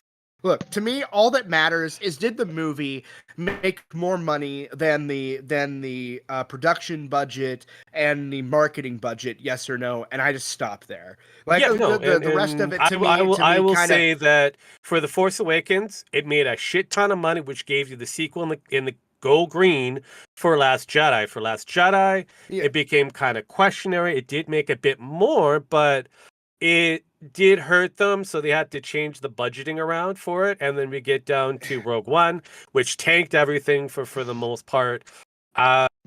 It did earn something, but not clearly enough when compared to The Last Jedi. Star Wars, the Han Solo story single, that just destroyed the entire market. Go ahead. No, I was just saying the whole point was if Go Woke, Go Broke was even valid. So here's the thing, okay? The reason that phrase exists in the first place is primarily for not pre-established works being made and then the movie being woke and then it flopping because... And that's why they go and usurp pre-existing franchises and insert random politics into it, right? But the problem is like people say go woke, go broke for that, but the problem is that still makes money regardless because casuals that love those franchises are going to watch regardless of whatever political bullshit's in it, and they probably won't even see the politics that are therein. So like all I was getting at was that the reason the phrase go woke, go broke doesn't work as a phrase is because it only works for a very niche category of that art, and that's it. It works for nothing else. And I will agree with you on that one, yes, because that is something that came out close to like the 2018s or something like that. That's when that phrase became well recognized. Get Woke, Go Broke started in 1927. Well, current. That was Get Woke, Go Broke. Go Woke, Go Broke came out in 2019. No, Get Woke, Go Broke is the expression that's typically used currently. Okay, I gave somebody the link to end up being in just a minute. Okay. Who is coming in? Well, you're paying attention to YouTube chat, you'll know who. Oh God, I'm not 100% sure on who, because I have Tyro that's chit chatting here. I've got Zell, who is Giselle. Who else do you got? Oh, is it Zell? Well, fuck it. I don't really fucking care. Has Zell worked in the movie industry? I don't know. You can ask him. I don't know. It's being blown the fuck up. I just need to know, has Zell worked in the movie industry? All right, you triggered the hell out of me. Congratulations. I trigger the hell out of anybody I want. So did you work in the movie industry? Yes or no? I gotta light a cigarette. Hold on. Oh, you're a smoker? Oh, God, no. Hold on. I gotta get a second. Okay. Now, number one, either of us, whether we've been in the movie industry or not, does not fucking matter. I don't care if you have. You shouldn't care if I have. You should care if I'm right. I should care if you're right. Okay, number two, take me through how a movie that opened in 2015 and made the domestic box office it did and had the bigger reach that it did and was more anticipated than any of the prequels failed to make more domestically than the prequels? And number three, please send me a link for your info. What's your source? Holy shit, you're triggering me. What? No, I thought he said. I thought he said the main movie made more than the prequels did. I did say that, and I said no. You said episode 7. Shut up, Zell. You've already you asked your question. I need to talk and to repeat myself. Now, again, if you take the inflationary from the time frame when the movie came out back in the day for, let's say, the A New Hope, and you take it to today's money, you get a different value.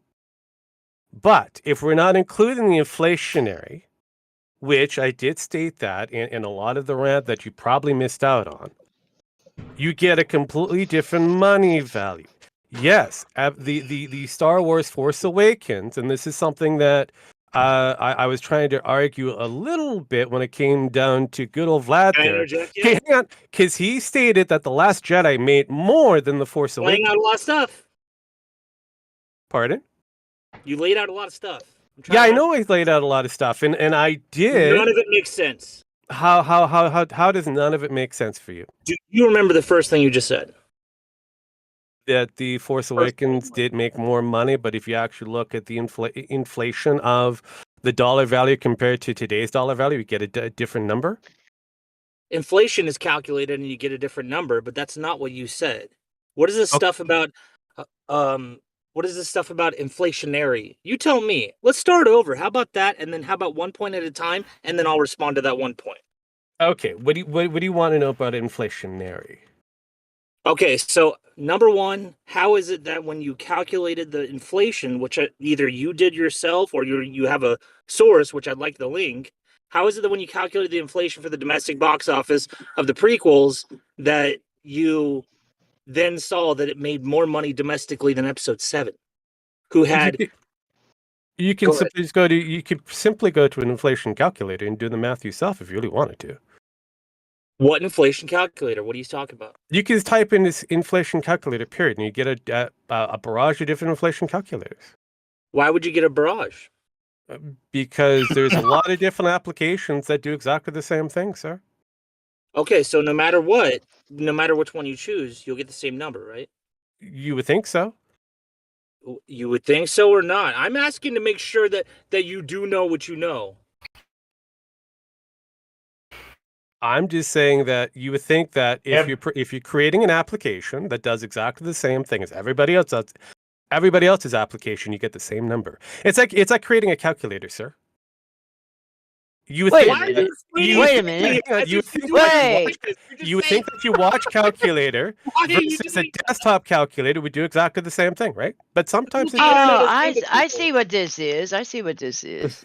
You were missing out on the action and all the intention. Now you're going to come in here and you're going to debate every line sentence there was. Yeah, pretty much. Excuse me. Who's shitting your post toasties today? Yes,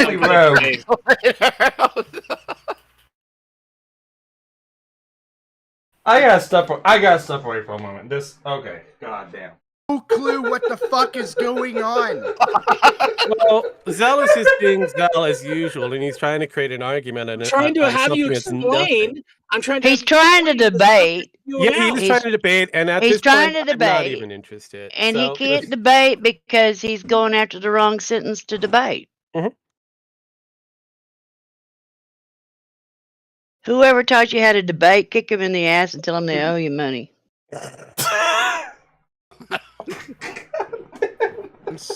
Okay, this is a better kind of question. You can nail this down. And thank you, Mama Sparky. I love you. You're awesome. You're a trash. Better line of questioning. That would have been nice to understand, except you were breaking up so bad. All I got was, "I love you, Sparky's mom." Give me the total domestic earning of the prequel movie that made the most out of the prequel movies domestically. What is the total? Why the fuck does it care? Why would we need to worry about the Okay, you want the number? Hang on. You want the prequel? It would go to the Phantom Menace. 431.19 million, according to the current status. Where is that? All you do is go to the director's page. He tells you, well, it was a good movie. Oh, it was a buzz. We didn't do as good. That's all you need to know. You can go to status.com. You can go anywhere. They give you the same numbers, or the adjusted numbers based off of that politics or that media at that time frame.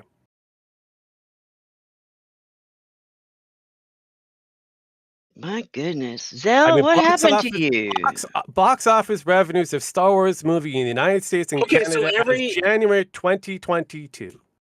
Okay, yeah. Go there. Every listing I'm finding is showing that let's see here, episode 7 Dude, did a third more than just Phantom go Menace there and do domestically. your math from there. I mean, realistically, at Okay, the end, like, Wait, why do you wait. why do you get to Episode. trash me Wait, time when out, your Zell. answers to Episode everything- 7 why did do you more get to than trash me what? when your answers to everything is just Google it? What are you fucking Turks now? No, yeah, I can ain't be what I fucking said. Turks What if did I you want say? to. I can trash 7 you made. whenever I What's going fucking on here? want to because you're an idiot at this point. What are you talking about? You've just been blabbering about stuff you don't even know about. I do Loud because I've worked for the noises! fucking industry. I'm sorry, but this is something that we do every fucking day. Everybody in the industry is against everybody you. who You're works in the literally- financial you're literally department the only one of the making movie the industry will pitchfork of the conclude Phantom basically this Menace different more than things. Episode 7, which is ridiculous. What? I didn't even catch you. What You're literally episode? the only one in the industry then that's raising the pitchfork of the Phantom Menace made more than Episode 7. I ridiculous. didn't even say that. You said Phantom Menace made the most domestically out of the prequels, and you said that the prequels made more than Episode 7 domestically. I didn't. I You didn't asked even me. hear him You say- asked me which one of the prequels made the most money, and I So you gave haven't you been it. saying this whole Episode time 1 that and Episode 7 Phantom made Menace less than earned prequels. 431 Now you're point. going to walk back on that? What are you Time talking out, time about, out. sir? Time out. I think what you asked was how much of the prequels made more money. He didn't take the fact of the newer movies like 7, 8, and 9, just the 1, 2, and 3. No, let's. You okay, asked about the for a second, prequel, 'cause I don't want sequel, gaslighting. original movie. For a Pick second, one let's start direction, over. please. Let's start over. My comments in the chat were directly about you stating that when you adjust for inflation correctly, you said Episode 7 made less domestically than the prequels. So I said which one? So I said which prequel made the most money because that could be our best, for questioning that could be the best to relate to. And now you're Okay. saying that Episode 7 made more domestically than the prequels, which I would agree with. I didn't say that episode. Okay.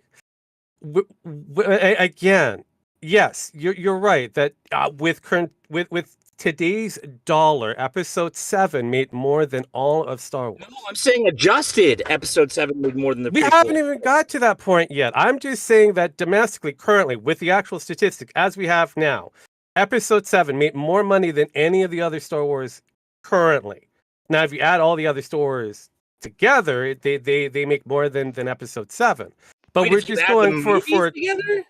yes, if you add all the other comparative movies compared to Episode 7, yes. Fighting shit. That's not what you started with. Knock it off. Look, you have to give me more of a good direction that you want me to go into, sir.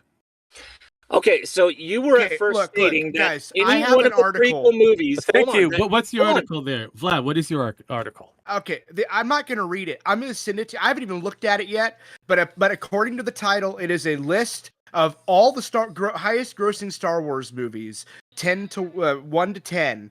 All right, ranked Is this and from Screen adjusted Rant? for Is this from Screen yes, Rant? Okay, yes, yeah. and it's adjusted for inflation. Look at this. Yeah.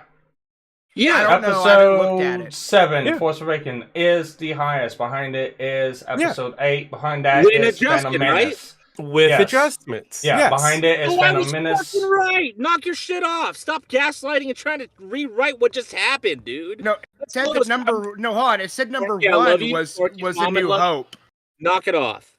right? Number Am I 1, reading New it? Hope, 1977. No. It says according adjusted for inflation, the one that made the most was Episode 1 or was Episode 4, A New Hope. Yeah. A New Hope is considered the highest growing I due to said. cases of inflation. Now, New I did Hope, say that. one of 8. 1977. I'm looking at the 1-1. God. What happened to Boy Boy? He went off because he thought he was proven right. He went off because he knew he Because didn't if stand a you look at the chance. actual thing in comparative, you have 1977 Star Wars: A New Hope, which was retitled, has Yeah. made a huge amount of money comparative to Force Awakens. We're looking at 3.2 billion. versus how much? 2.3 billion? Dear God, Lost a that's billion, huge- yeah. Yeah, that's a huge number there. I And that was isn't comparative- and I was wrong because I was looking at the wrong article. Thank you. So again, this is based off of statistics. You have to look at statistics carefully. Yeah, you can have a barrage of different things, and you have people like Zell over there, who's a complete jackass and doesn't really want to, listen. And I said, again, if you adjust for inflationary, then yeah, you're going to get different numbers. But as it is, because the dollar is worth more probably back then than it is now. Yes. If the price of milk back then was less than $1 a gallon, and now you're paying $3 and $4 a gallon, you have to take into concept of the money differences. Oh, all right, Tyro, you gotta lose. All right, no. What ended up happening was he got kicked because Tyro changed his role. Oh fuck me! Tyro, why Tyro? That was wrong. Who did that? The the grasshopper where I told you was going to cause a problem. Who? Tyro. The one that wants to interview you. Oh. Well, that was a great big giant strikeout. Because there's one thing that I don't do is backstabbing, deleting people, kicking people out of the server, or changing their role. You got to come in and be a person about it and tell them why. Yes. All right. So, all right. He says he removed the role after he left. Regardless or not, if you remove the role, he can't jump back in. Yes. Leave the role alone until this whole thing's done. In case he wants to come back in. I was fine with the entire thing. It's good. Jesus Christ. I was having fun with the retard as he was. And then you fucking... This is the reason why I dislike you in some cases, Tyro. You get yourself involved in things that you should not get yourself involved in. You do not know when to shut the fuck up. You do not know when to leave things alone. And this is what we have issues with each other. So you can get your ass off of a fucking high hill that you're on and get back down to the lower plebs that you belong to. I don't even know where that came from, but let's... No, I took care of it. I took care of it. Somebody took out Zell when we were having a nice little argument with amongst each other. I took care of it. I took care of it. It's fine. Okay, this is weird. I'm on YouTube and I don't see nobody in the chat chatting. Are you sure at the right location? You on top chat and you on live chat? Yeah. I'm on live chat. I thought. Is it episode 111? I got who? Okay, does they? Yeah. The return of Randy. Yes. Gilded poo. To the grasshopper, and then the Miss Granada is Zell. Yeah, Miss Granada. Tyro's the grasshopper, and Miss Granada is Zell. Yeah, he basically said, what was it? He said, that was fun and love you towards. I'm going to assume he hopped out. I'm going to keep the roll on him. I know him. He's got to leave the Discord as soon as the stream's done, stuff like that. But I'm leaving it open in case he wants to jump back in. No, I'm quite happy with having him around. I mean, he's not as infuriating as the retard that is the grasshopper. What? Guys. What? There's a lot of infighting. That's all I'm gonna say. There's just a lot of infighting. I'm a lot of y'all some wearing a hat that says "Yeah, dumbass." So some of it's made up, some of it's for show, some of it is maybe real, and a lot of it's just real retarded. There is a lot of reality with a lot of the showmanship that comes in. I'm just a good Baptist boy here, okay? Right? You're just a complete ass. I'm the good Baptist boy here. I don't fight with anybody. I've never done any of that ever. I see you're still painting with a broad brush. No, I'm lying, actually, is what I'm doing. He does very well. You will never make an artist. At the end of the day, my whole point of the whole thing was a lot of these numbers are looking at, oh no, this is what I made back in the day. You cannot fucking do that. You cannot compare 20 years of movies together with financial things. You can't even do that with the fucking prequels, because I know what a lot of people do. Yeah. Who the fuck is Garth? That's Zell. He's jumped back in. He's back. You need to stop changing your name, son. You're just very. It's not time. It's not him. It's other people changing his name. It's guys, stop changing his name. Oh, so that was Tyro doing that. Again, this is Tyro and Vlad. Never give him power. Rogue, if you ever strawman me again, I will dox Gallagher. We will find him, and it won't be hugs. It'll be. I don't fucking care. Wait. Secondly, Tyro, shut up. Okay. Time. Wait, Tyro's what did not I even do? in here. I had nothing to do with this. What are you talking about? No, I you said talk- Rogue, you not said Tyro. Vlad. Oh, then why would you threaten him with Gallagher? I don't fucking Because care. Gallagher is always funny to threaten. Oh, fair enough. Again, I don't fucking care about anybody you want to dox. You can dox whoever you want. Fucking Hey, try dox hey, Wesley. Rogue. I don't care. Rogue, as soon as I leave here, you say that I said episode 7 was the highest grossing of all the movies domestically? Fuck off. Come on, be good faith. You're such a bad faith actor. Do you remember that we can re-roll the video and find out exactly Yes. what you did Please say? do. And Yes, I will please. also tell I mean you what I that you were said. time out, give me a chance, settle down, get your hormones under control. Okay, I'm calm. You were breaking up the first 2 minutes you come in here because all I got when you were trying to be off-colored with me was I love Sparky's mom, and then You you don't went have to be da, da, da, racist da, da. about this, Miss Sparky's mom. I love you. But all I got was I love Sparky's mom. So you may have said You it want or more you than may that? not have said it, but we did not hear it. You want me to like dox you and come and hug you? You want? Well, what you else come do you on down want? here. I'll guarantee it. You'll be met with my Glock. You wouldn't shoot me if I was offering a hug, like a My beautiful property She says offers no to. trust. She My threatens to shoot property me. says private property, no trespassing. Actually, yes, Yes, that means you. She threatens to shoot me while I come down to give her. No, I was gonna, He I was don't. gonna say. If Let me anyone tell shows you up on your this. My property and Sparky says their does name not. is Zell, shoot him. Sparky has a key to my house. He comes to the door, And a he key to your knocks on the heart. door, and he waits very patiently for me to open it. He will not open my door and walk in without me knowing he's there. For the simple fact is he did that one day, and when he looked up, he seen me with my 9mm pointed at his head. Okay, Wait, so what you're saying is that you're the reason that he's been doing all this streaming, ruining our lives because you didn't pull the trigger that one time. Wait, hold on. Hold on a minute. I'm just teasing this. TPs have doors? Apparently they do. Are you being They can have racist? doors. He's trying to be racist. Are you a fucking Polak? I'm so much worse. I'm Irish. Yeah, No, that would be reversed. He's the lowest out of the lows. Ah, damn. Yeah, But I do know pretty bad. Polacks. I do know Polacks, and I have friends with a lot of them. Irish too. But I just don't figure out where VAD fits. I do not have a category of friends that he would fit in. You'll never figure that out. It's fine. Then we would never be friends. I have couldn't an figure Irish it out. black true friend, so You like what, Garth? nothing. I just call him Zell. But I mean, if it makes you feel better, me and Sparky both had the same feelings on Boy Scouts, so there's that. Ew, dude, not on this live stream, bro. Yeah, like we both were molested by our scout leaders. Okay, you know? no. Stop, no, Jesus. Really? Since I was was his scoutmaster, I take offense to that. Oh fuck, I forgot. Oh, you open that door, you can fucking close it yourself, lad.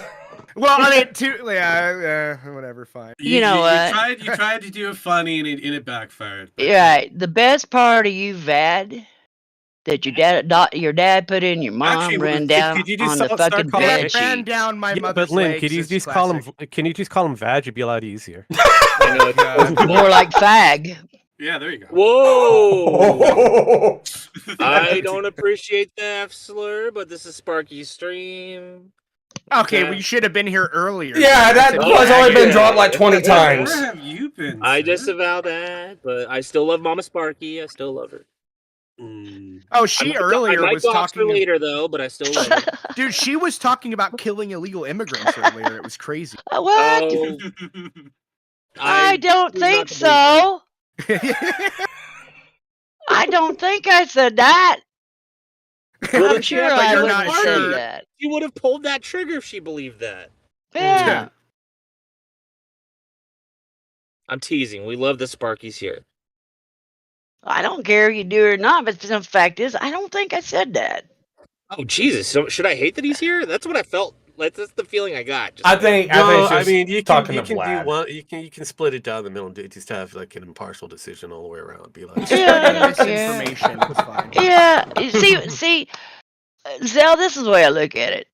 Whether you like me or not is beside the point, because no matter what you think or how you act or what you do, it doesn't affect my life. I'm She's still still gonna go retired, fishing. enjoying life, have plenty of money, and do what I fucking want. Wouldn't tempt me, Just though, because 'cause we your could keep fucking that opinion of away. me, I'd have to evaluate where your opinion's coming from for it to do any good, and I don't. I don't know. We could find a way through the internet to make it to where it like starts hurting your life. I'm just saying. Oh. I'm not saying I do it, but don't maybe don't threaten us. Garth, We have I'm guns, retired. right, guys? We I have don't knives. depend on the internet Everybody for with my me? livelihood. no, the internet. I is can kind of turn the motherfucker off and never miss a fucking thing. Yeah. Well, you seem to You roll guys pretty can't turn it off for 5 fucking seconds. Actually, no, I well, turn not it on off the internet. for 5 seconds all the time when I'm peeing. Yeah, I bet you I'm take supposed to half get of us bad to the bladder. bathroom half the time. Oh my What? God! Why Hey, are you time out. No, bladder? time out. This is coming from the person who used to do videos, his YouTube videos, in a fucking bathroom. Absolutely, yes. Yes. Hey! Don't make fun. Hey. So he lied again to us. Well, Oh, he wow, said unless the you truth. lied I mean, about it's that, nothing okay. unusual. Yeah. If But, you you lied know, about that, Vlad, then I can't help you. Zell, you're all bathroom right. videos? You're all No, right. I didn't. Well, I do like people who say what they think, because usually, if they don't say what they think, they're misrepresenting themselves. Well, as Sparky can attest to, like I mean, hopefully Vlad can attest to, I have tried to change, but I was not an okay person before. Yeah. I was a pile of shit. You would have hated me. You would have hated me. He's basically fake and gay with new colors. No, stop it. Oh my God. Hey, and I don't have nothing against gay men, because I know Thank 3 you. of them. One of them's my hairdresser, and he is a hoot. I go up there and he Sparky? cuts my hair and he styles it and everything. And I've even gone to the local bar, the local bar with him. And he has me in stitches 3/4 of the time, just laughing my ass off. And it's like, I have no problem. It's the only thing I ever say about that is keep your TMI behind private doors, because you're not going to see me bring my TMI out there in front of you, of my passionate, aggressive patting or kissing or smooching on another guy. So keep let's say PDA to a limit. Mama Sparky, let's say we wanted that. Let's say we were like, let's open that door and let's kick Sparky out so it gets more personal. Okay, you're breaking up. I'm not even following what you're saying. Maybe I'm having like a crap connection, or it's because I have like 59 I heard taps. kick And I Sparky. apologize. Well, I I heard kick Sparky. Mama kick Sparky. I agree with that already. And I'm like, no. She's done it before. I think I'll tell you what, really? I would do, Zell. I would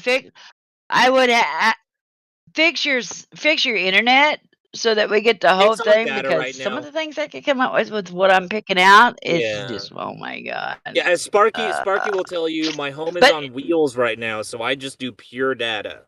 So luckily it's good enough data, but in some areas it can be kind of shit. That's because you live in kick you out California. finally? What's up?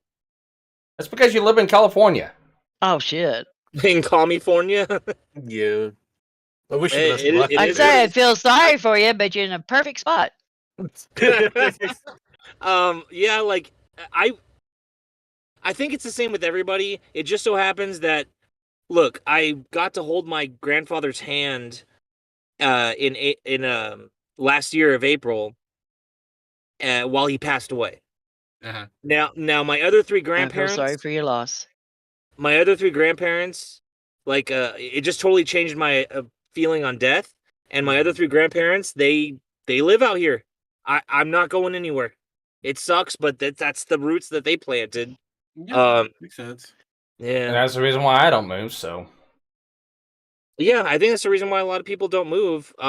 If you're waiting for me to die, you're in for a I was gonna say, like, are you guys kind of implying that maybe I should commit some murder? Well, Well, the problem is the problem is she is like my last living relative, and nobody on my dad's side besides my sister wants me. Fucked. Oh God! Wait, you're in a desperate situation. Is she the last living member of your Your tribe? stepdad will take you. Oh God, look who's being racist. What the fuck? All right, no, tell me, no.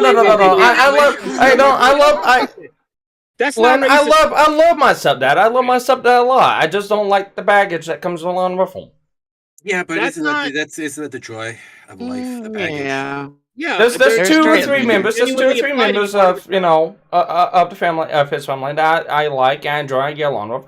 The other ones I just don't like because of the fact I want all your stuff when you die.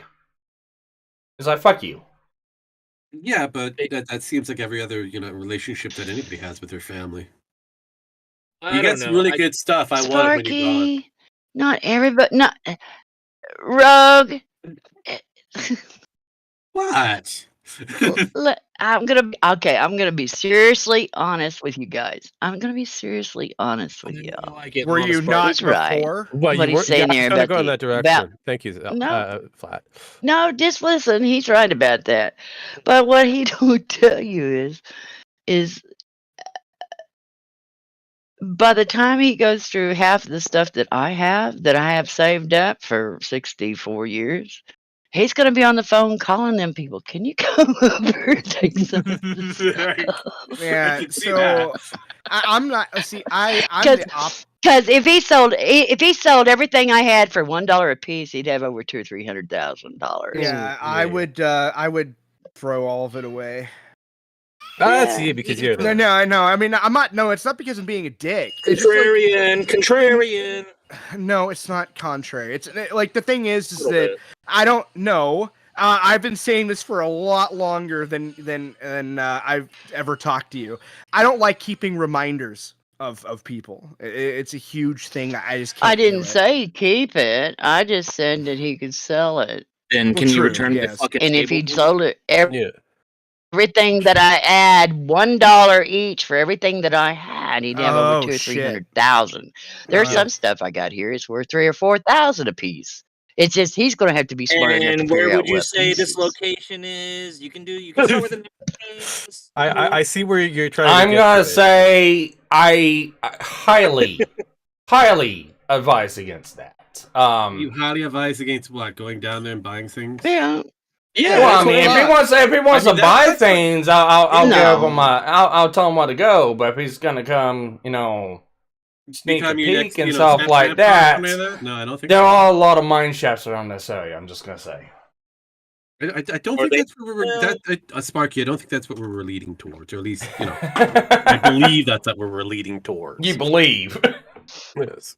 But I have bad news for you guys. I don't intend to leave for another 10 or 15 or 20 years. No one ever plans on leaving early. Sometimes they do, sometimes they don't. Don't say rogue! Yeah. What? I'm being honest. Yeah, but the problem is that You're gonna last forget another 100 one thing. years. See, I've already No, just 20. That's all. 10 or 15, Okay, 20. 20 is fine. But the problem is here's the deal. I know where Sparky got it from. Being Oh, that's the reckless. my head's gonna explode. Oh God, there's a deal. But anyways, a couple of times, and it's just like this. The devil don't want me because he knows I'll take over and make a better place of it. God don't want me because he doesn't want I told you so. So they are sitting there saying, no, we don't want Lynn. So I'm stuck here in purgatory, which is Earth, waiting for whenever one of them decides, well, I guess I can put up with her. That's kind of what very similar to what my grandmother says. The grandmother that lost her husband last year. She kind of says like a similar thing. Yeah. God don't want me and the devil can't stand me. What is this? But anywho, I'm still sorry you lost your grandfather because you lost a lot of history right there. Yeah, it hurts. It makes you change the way you want to, or at least for me, the way I wanted to treat people.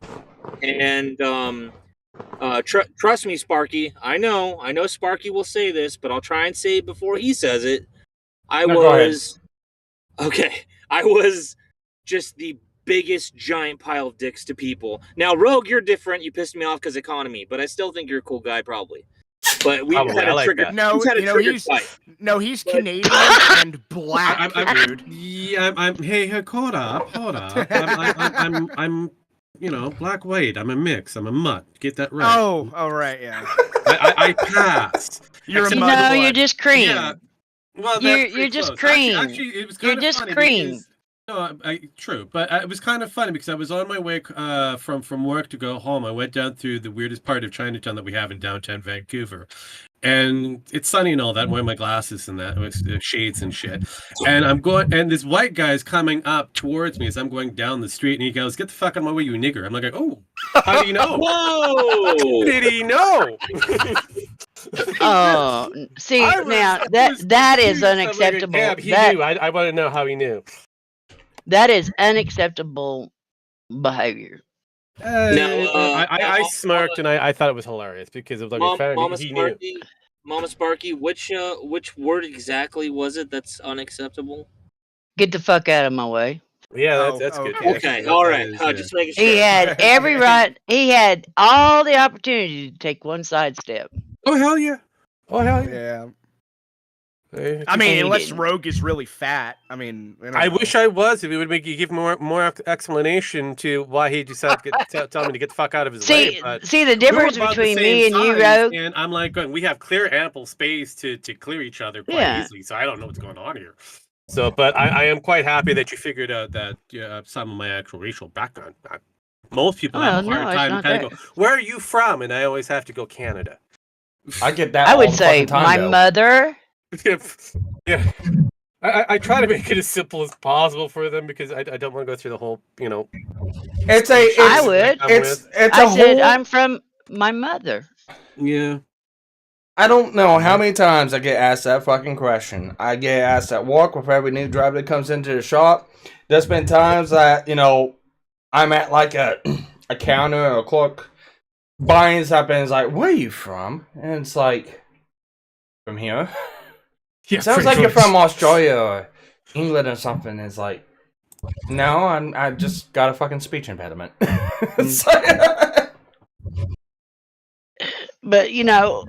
this is what I would have done if I'd have been you, Rogue. Since you had your nice, cool sunglasses on, I'd have lowered them down a little bit where I could look over them, and I said, "Excuse me, who died and made you the fucking sidewalk cop?" Downtown Chinatown, I expect that from a couple of rejects. I mostly expect that from the Asians down there. A white dude doing it's just it was interesting. I could not help but chuckle. Well, this is the way I look at it. Everybody's talking about race, right? And I gourded you. I gourded you guys. Okay, 10 minutes. I gored you guys a couple times with the Native American thing, but this is the way I look at it. There ain't none of us purebreds anymore. We're all mixed races in there. Yeah. And I'm sure that we all got a whole bunch of different colors mixed together by now. And to say that somebody's racist is you'd have to really dig into their background because there ain't no purebreds anymore. Sorry, you ain't no fucking black. No, you got a mixture of Irish and some whites in there and some Asians. I do know this much. I know you went off on this one too, same as I did. But it's like, like a lot of these Native people online going, we were oppressed. We were, enslaved and forced by the white man. And it's like, bitch, do you even know your own fucking culture? You guys assimilated and massacred tribes and then raped the fucking women and took everything for themselves. That's the way it was beforehand. Wait. Broad brush. Yeah, that's a broad brush. What I tell them, Sparky, is go back in history, read the treaties of your tribes. 99.9% of the time, you'll find that you had a chief of your tribe that sold your tribe out for a little chunk of gold, or a little chunk of land, or a mule and a pack hound. Actually, and they something still do else. it now. They still do it now. Oh, that's true in like every culture. It was the same thing. Like if you go all the way back to like fucking ancient Rome and some of the Germanic tribes, it was the same shit. You know, you have some, like it happens all the time. Like I don't know. I usually just say along the lines of, "Well, you guys lost the war. You should have fought harder." Next, yeah, pretty much. Next, yeah, and I also put in there that the Cherokee people. Well, they were pretty. I mean, we were one of the 5 civilized tribes. We just wasn't bad as some of them, but we got the nickname. We were one of the 5 civilized tribes because we could read, write, and had our own newspaper. That's the only reason why. But anyways, beside that, when a tribe would come on to, another tribe would come onto their lands. Yeah, they'd fight them.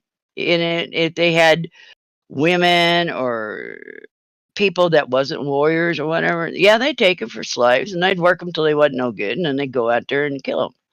Because back then, their culture, their thinking, and you got to understand that was a different way of living.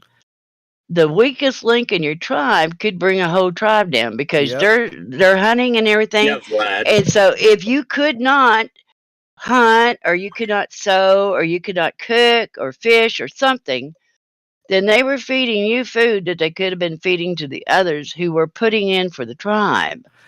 So,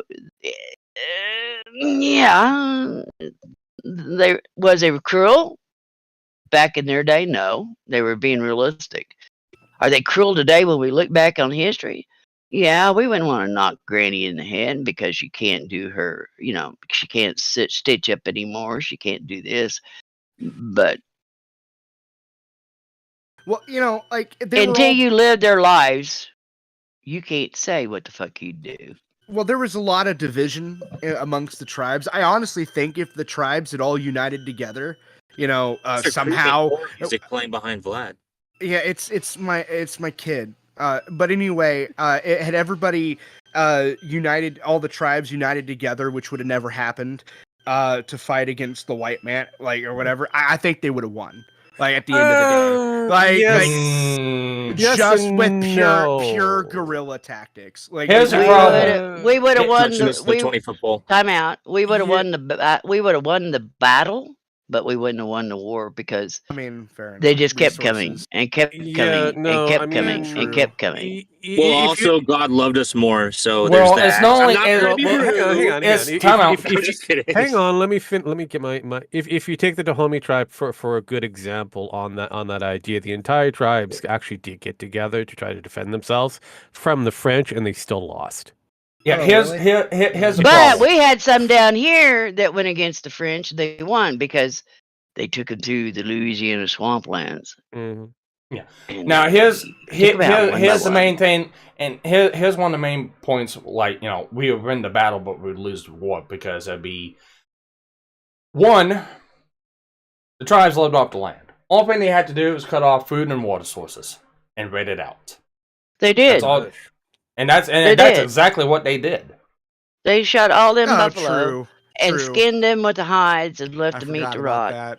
Yeah. So I mean, beavers too. There are tactics that certain people are willing to do or use, and others are not so much.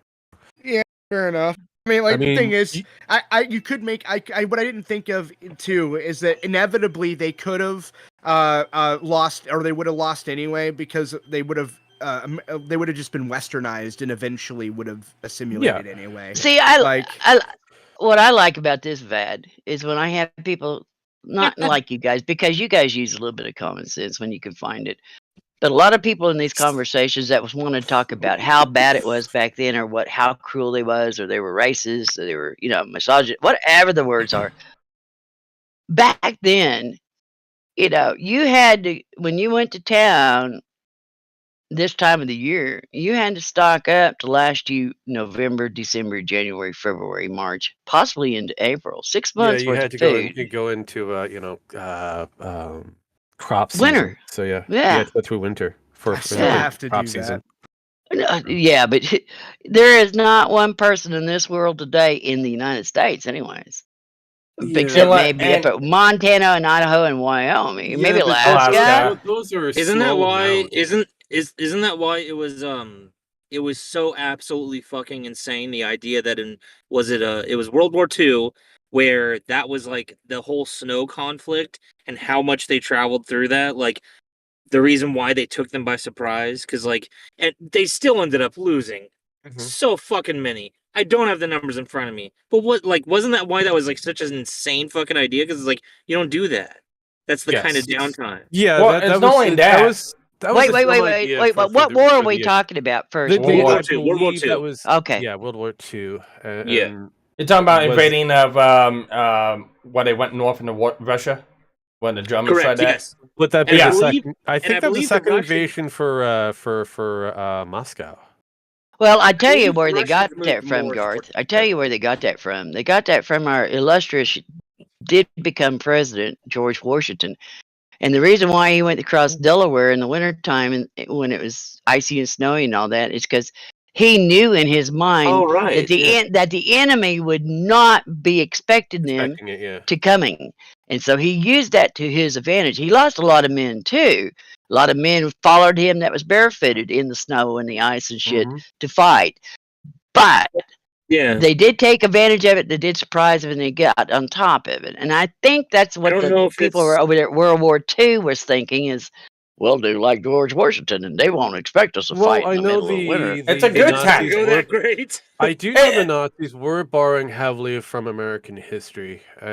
But it's a good tactic. It really is a good tactic because yes, you catch them. You catch them flat-footed. Here's the problem: you've got to be equipped to deal with the surroundings, and they were not. Yeah. That's right. Yeah. Yeah, that was the downfall. They tried taking tanks into areas with 5 to 10 foot snowbanks and shit like that. That just could not. They had so many vehicles. I think even along that path, and there's a name for the path that they took, the strategic path. But along that path, I want to say, because Russia's famous for this, they'll just leave some shit lying around and let it rust forever, and they'll be like, "That's monument." They'll do this shit all the fucking time.